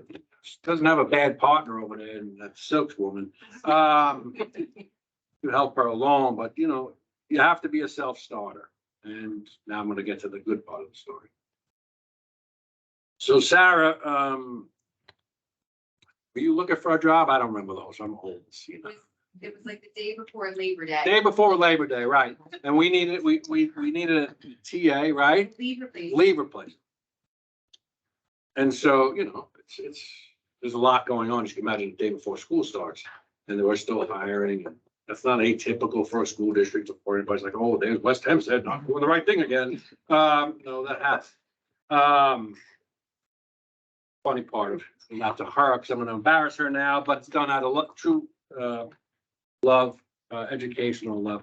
So she's coming back from the gym. So she's in the gym attire, which is all well and fine. But best part of the story to me is she had just came back from her friend's wedding, which would happen to be an Indian wedding. So she was covered in henna tattoos.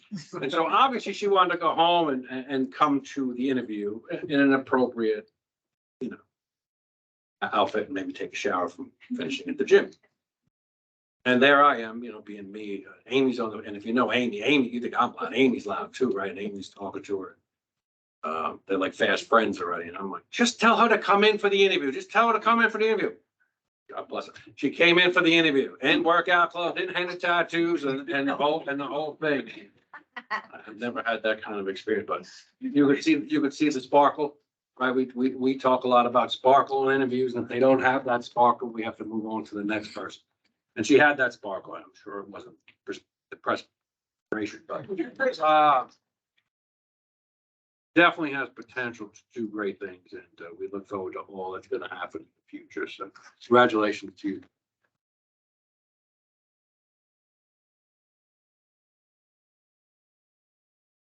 Robin Lynn.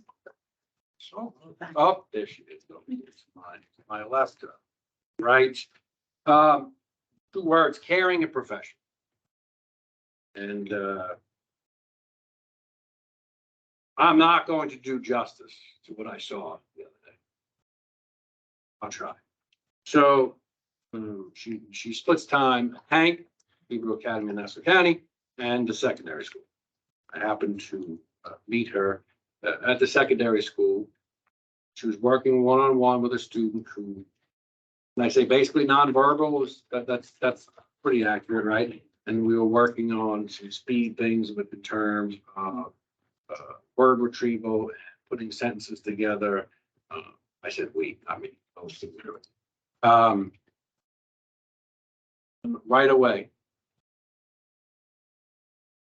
They're special ed all special ed teachers are special because it takes something unique to do that kind of work every day.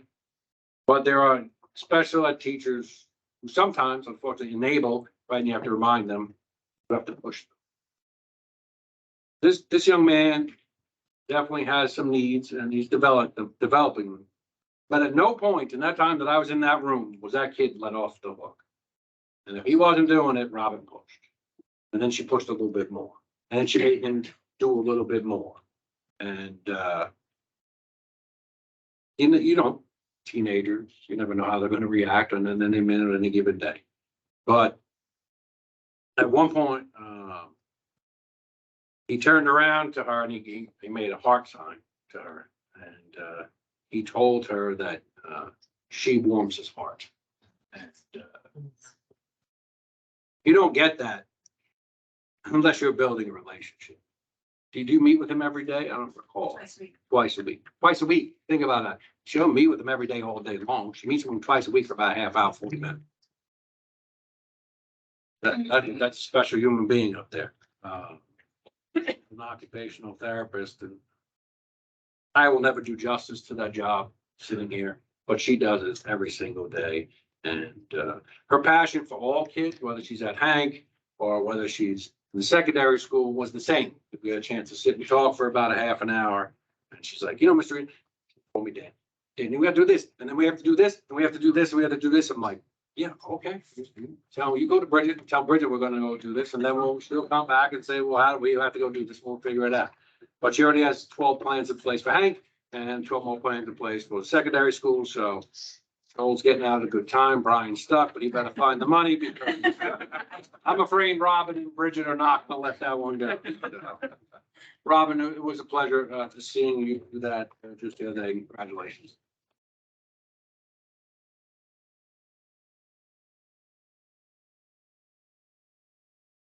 I mean, these are just some of the sweetest people I've ever met, truly. Mary Beth Magnus, where are you? There she is, right next to Robin. She works in the secondary school, also a special ed teacher. Works in the 8-month. And I couldn't come up with a word or two. It was a phrase, not extra yard, but miles.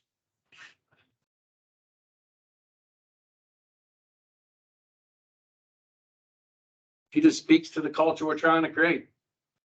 She really does. She, and the best way I could sum it, I'm probably going to embarrass her daughter, but what a magnetic smile. What a kid. She's going to be something special. Mary Beth told me that her daughter wants to become a teacher because Mary Beth comes home smiling every single day. Right? What an impact.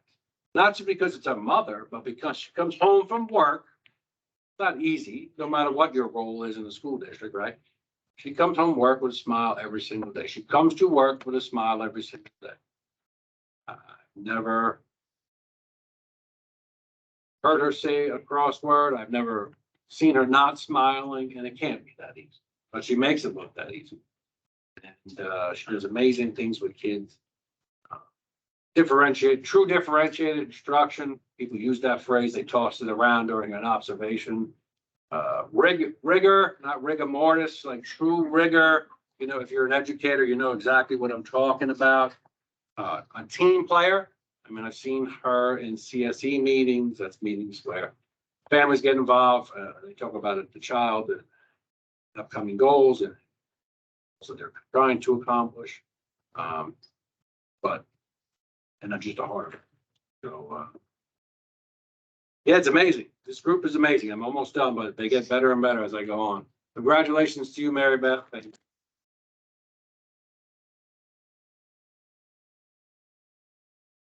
I have to do what I'm saying, but when you're ready to student teach, you give me a call. We'll take care of that. I know I'm going back here to my right, Miss Nicole Maloney. 2 words, quiet passion. Probably say 3 words to you in a 40-minute conversation. So it's getting some work, which is funny because what does she teach? World languages. She's currently teaching Spanish. She is interested, Dr. Minicozy and Dr. Cubarorio, in going back for her TESOL. So you might want to talk to her about the program that you guys have or trying to start up over there.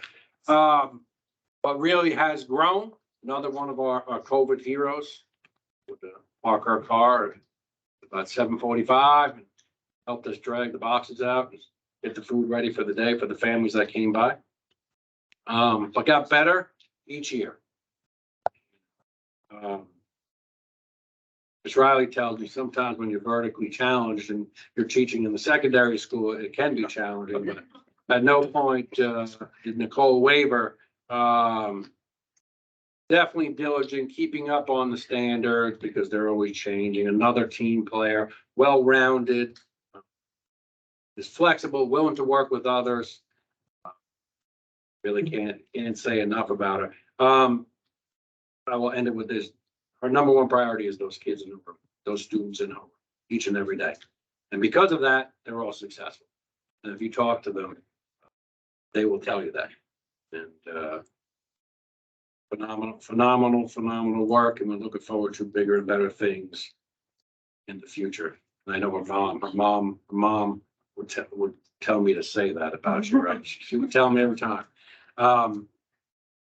Not me. Mr. Puma, Ms. Yee, Mr. Mesidor are recommending Nicole for tenure this evening. Right.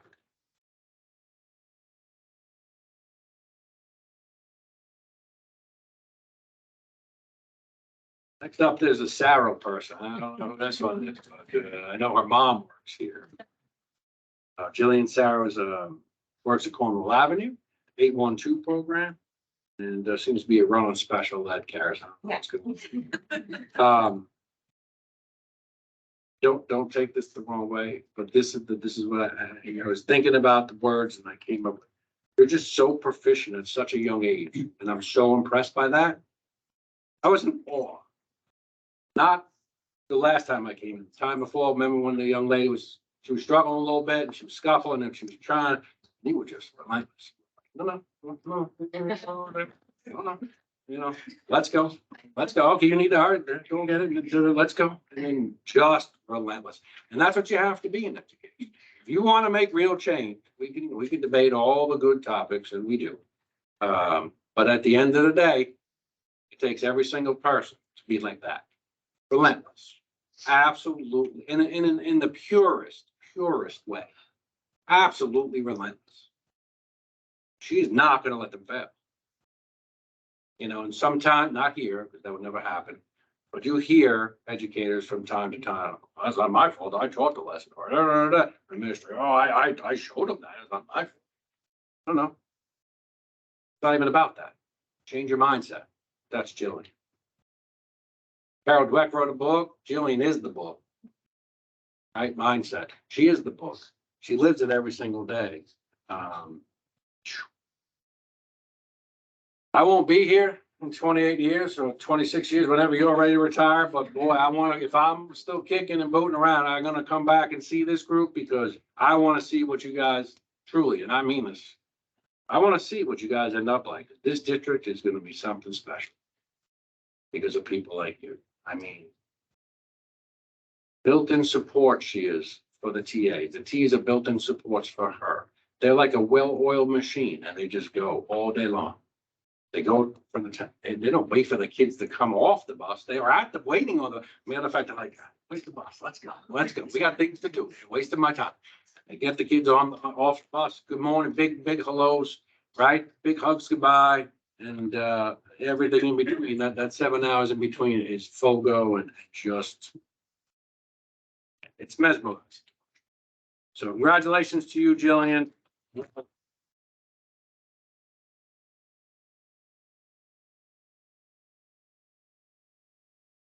Last but certainly not least, Miss Lena. 1-to-1 prior, right? For 4 years. I think you're right. She's been 8 total. 2 words, really a phrase for me, again, embodies culture. Quiet, unassuming, passionate though, driven. Whether you're watching her formally or informally, again, there's expectation. You wouldn't even notice. It's like, it's almost seamless the way it happens. Automatic pilot, because she knows the kids so well. Probably she's working. She knows the routine so well. And we got to talking a little bit, and at first she wasn't so sure. She wanted to move on and become a TA, and I think it was Ms. Pospisil, right, who kind of urged her and encouraged her and supported her to take that leap. And this district is extremely fortunate that you did that. Because anytime I come down there, heartwarming, safe, nurturing, engaging, and again, expectations. Fun. I got to see her during PE class and Mr. Dooley, right? They were stacking cups, and then they went to the next station. They were doing something else. They went to the next station doing something else. The kids were just, getting after it, and it's a lot of fun to watch. But there was learning going on. It wasn't just about PE, right? It was about the physical place. They were working on all kinds of skills, all the skills these kids need to be successful as they make their way through. So, a lot of fun watching these past 8 years. So congratulations to you, Lena, and congratulations.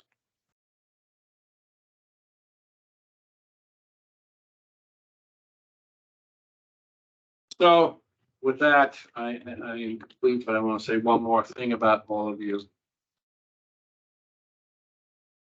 We continue to be who you are, continue to be the shining lights.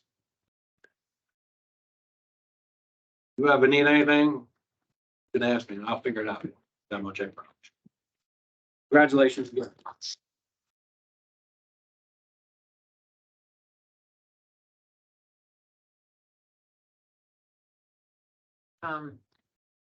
We have about 5 minutes left. I'm just gonna get through it. If anybody absolutely needs to get up and leave, go ahead. We're not gonna stop you. I just want to try to get through the rest of the meeting if I can. I need a motion to move dockets 2-350 through 2-356. Any questions? All in favor? Aye. Aye. Motion passes. And a motion to move dockets 2-357 through 2-365. So moved. Second. Any questions? All in favor? Aye. Aye. Motion passes. We have no old business on the agenda. New business, I need a motion to move dockets 2-366 through 2-367. Second. Any questions? All in favor? Aye. Aye, motion passes. We have no board privilege of the floor at this time. Future meeting dates are on the back of the agenda. We've now reached the period for district residents and or employees of the district once again to address the board. This portion will be limited to, each individual will be limited to 3 minutes of non-confidential agenda items. And there will be a maximum of 20 minutes for this portion of the meeting if necessary. If you have a question in the audience here, please raise your hand. If you have a question in the virtual audience, also please raise your hand on the computer. When you're called upon, please identify yourself. And just keep your questions short and concise so that we can get through all of it without going over the time limit. Mr. Zeller, you had another question. I'm just going to let you ask your question first. Sure, just two quick ones. If the community votes the budget down, as it's almost the maximum amount with the highest state aid we ever received, lots of COVID funding and declining enrollment again, like last year, will the board threaten to take away sports from the students and threaten centralized bus stops instead of working on the expense side? In all likelihood, there's no reason to believe we won't end up running a surplus like most of the past years on record. So I just had a quick question, and I missed some of the meeting, so. That's not really a question. That's kind of just accusing us of doing something just to scare people, and I'm not gonna answer that. I apologize, but I'm not. So we're gonna jump on to the question. Yeah, and then before my last question, Joel, I just wanted to thank you for all the hard work. As this is the last budget meeting, and wanted to acknowledge the hard work and wish you the best of luck in your upcoming position with Lynbrook, the Lynbrook School District. And then the last question I just wanted to ask, in 2000, I'll be quick, in 2012-13, we had 2,122 K-12 students in the district buildings. We now have 1,548, or almost 600 less students. And based on class sizes next year in the buildings, K-12, it looks like it'll be under 1,500 K-12. We prefer not having declining enrollment and more students in the public school. But with a reduction of over 600 students in the buildings over this time, shouldn't we see reductions in some areas, I would think? If you could just please walk me through why we aren't seeing that. I'd appreciate it. Thank you. So, Okay, well, quick question for Mr. Freeman. Just the president, the principal of 2012, when I graduated, I think we had over 100 Island Park seniors in my graduating class. right. So this is the piece that we're gonna discuss. In 2012-13, we still had a large number of Island Park students in the school district for about 4 or 5 years after that. So that is a very large amount of students that are no longer in the district, as well as not unfortunately, but we do have people moving into district that are choosing to send their children elsewhere, which we've already discussed is everybody's right to do so. And nobody is questioning why somebody would want to do that. That's any person's personal right to do so. As far as the decreases that you're saying we're not seeing, in fact, we're not adding teachers or replacing teachers. And in fact, there are costs that are built into the budget that we cannot see decreased, like heating, electric, stuff like that, transportation, unemployment, medical benefits, things like, employee retirement system. Those things are not things that we set for ourselves. Those are just costs that we have to do. We have to light the whole building, no matter how many kids are in it. So those costs are going to be there no matter what. So that would be the answer to your question. And I think it was very nice of you to give Joel props and say thank you. So, Mr. Leon, you had a question? Yeah, actually a comment, because it was talked about with regard to the IDA application and how it affects our district. The actual real estate taxes that are paid, for instance, when the Courtesy Hotel was brought down and 130 West was put in, and when is it called Shoppers Village or whatever, 300 something apartments, which the real estate taxes are going to be very similar initially to the commercial real estate taxes that went before, and it's going to phase in over typically 10 or 15 years. West Hempstead won't suffer from the developer not paying sales tax on a lot of the construction. That's a nice benefit of IDA, the town of Hempstead IDA or the Nassau County IDA. But over 15 years, the real estate taxes are going to more or less triple to quadruple from the commercial way it was.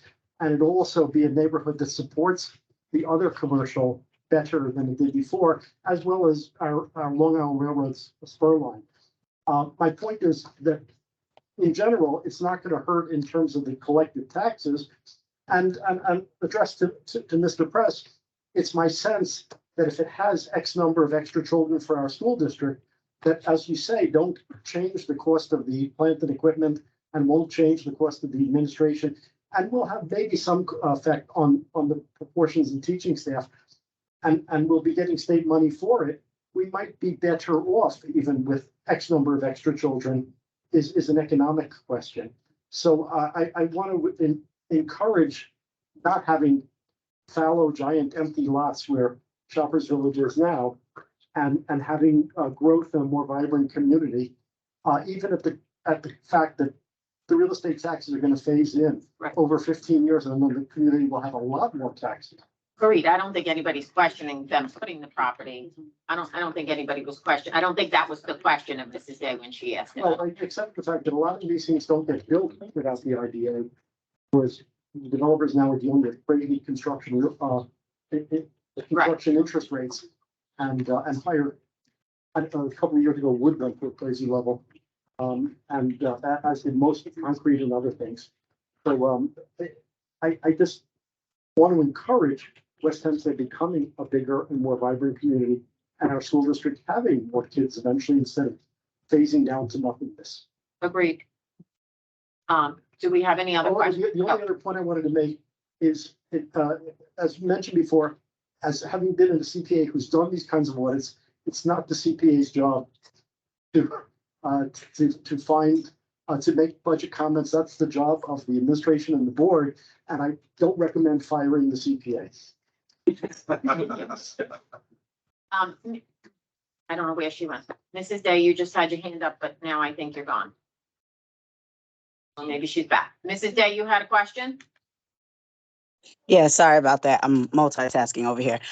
Yeah, I just was gonna say that, well, even with the, I don't know who the guy is that was just speaking because I didn't really fully hear him when he introduced himself. But yeah, like you said, my question was more so just to find out about how that affects our community, even if it's phased in. I mean, we're not really certain whether those children, whether there are going to be or not going to be children that are going to be moving into those establishments or apartments, whether or not they're going to be attending our public schools or attending private schools. That's a whole nother story down the line that we would have to see.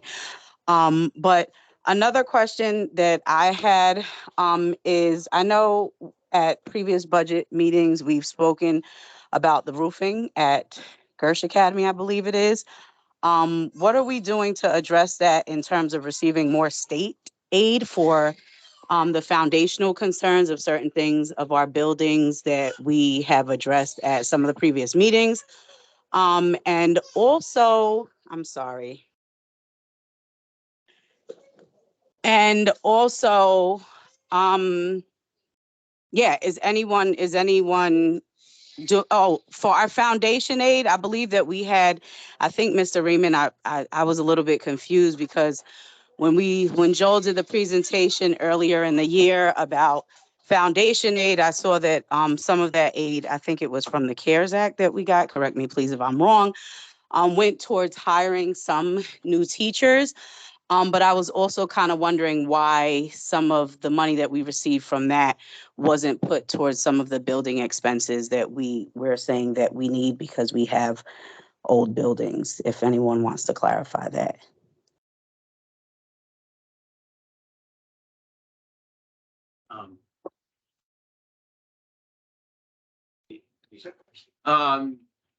So it's actually not accurate to say we aren't using some of the COVID related stimulus funds for building repairs. We are.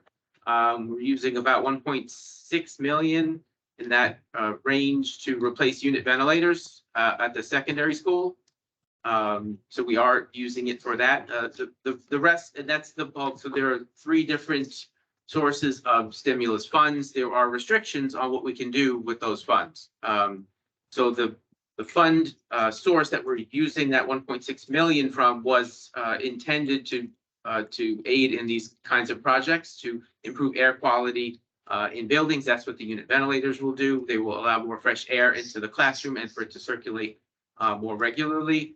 The other funding sources, the CARES Act money was really not enough money to fund building repairs. The second source of stimulus funding was not intended to do repairs as well. It's really 20% of that second source of funding was intended to address learning loss. So we have kind of spread that money around to do different things throughout the district.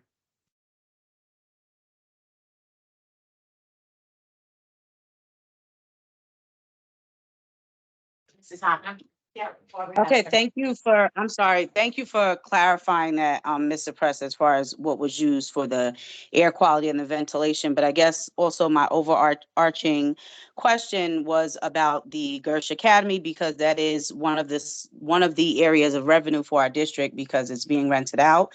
So what are we doing in terms, I mean, this could be anybody on the board or the superintendent, in terms of really kind of putting pressure on either our legislators or our state to increase aid in that area? And have we gotten bids and submitted them, you know, to let them know that this is a major issue that we're up against, so that that expense doesn't fall fully on the taxpayers when the time comes where we can't patch up anymore? I mean, a Band-Aid only lasts temporarily before certain things start to get worse. So I would like to know, you know, if there's anybody on our board who has addressed that with the state for future increase of foundational aid funding. And if not, what are our plans to do so moving forward? Um, we have addressed multiple times the issue of the roof needing to be replaced at Gersh Academy. Unfortunately, obviously, we're all aware we don't have the money to do so right now. And the state aid that we receive on those kind of projects, we only get after we've done the project. So it's not something that we can't, that we can get money from the state to actually complete the work. We have to complete the work and then get the money back. Okay, Karen, how about capital funding grants? Have we stepped up that avenue to see if there's anything there to assist us with? Because I believe that those are funded prior to the project. If there's an anticipated project that needs to be done, right? No, Mr. Yeah. Press is telling me no. now typically grants are done on a reimbursement basis. We incur the costs and then we submit for reimbursement.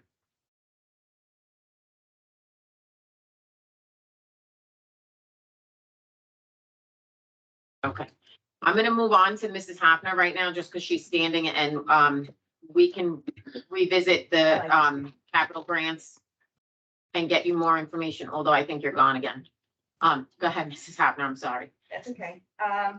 Secondary school, now that we're a secondary school, principal is the leader or role model, very important for students to see. Is our principal splitting his time between both schools evenly so that the kids know that we have a principal in both buildings or one building, north, south, whatever, I'll always call the middle school. Yeah, he's splitting time in the building. Oh, it's 2 days in each, is that how it works? It's one building, Barbara. So we have to split time in the building. It's one building. Sorry, my kids went to school here. There was a blue door that they couldn't go through. It's not like that anymore. One building. But my question is, are the children seeing this Yes. role model, Mr. Pumo, in both buildings? on a Yes. daily basis? Yes. Do we have any other questions from the audience? Okay, so with that, I'm going to say thank you again to everybody for being patient. Thank you again for joining us, and congratulations to all of you who received tenure this evening.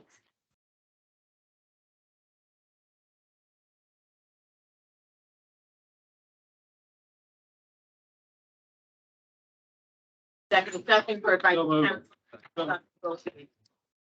favor? Aye. Aye.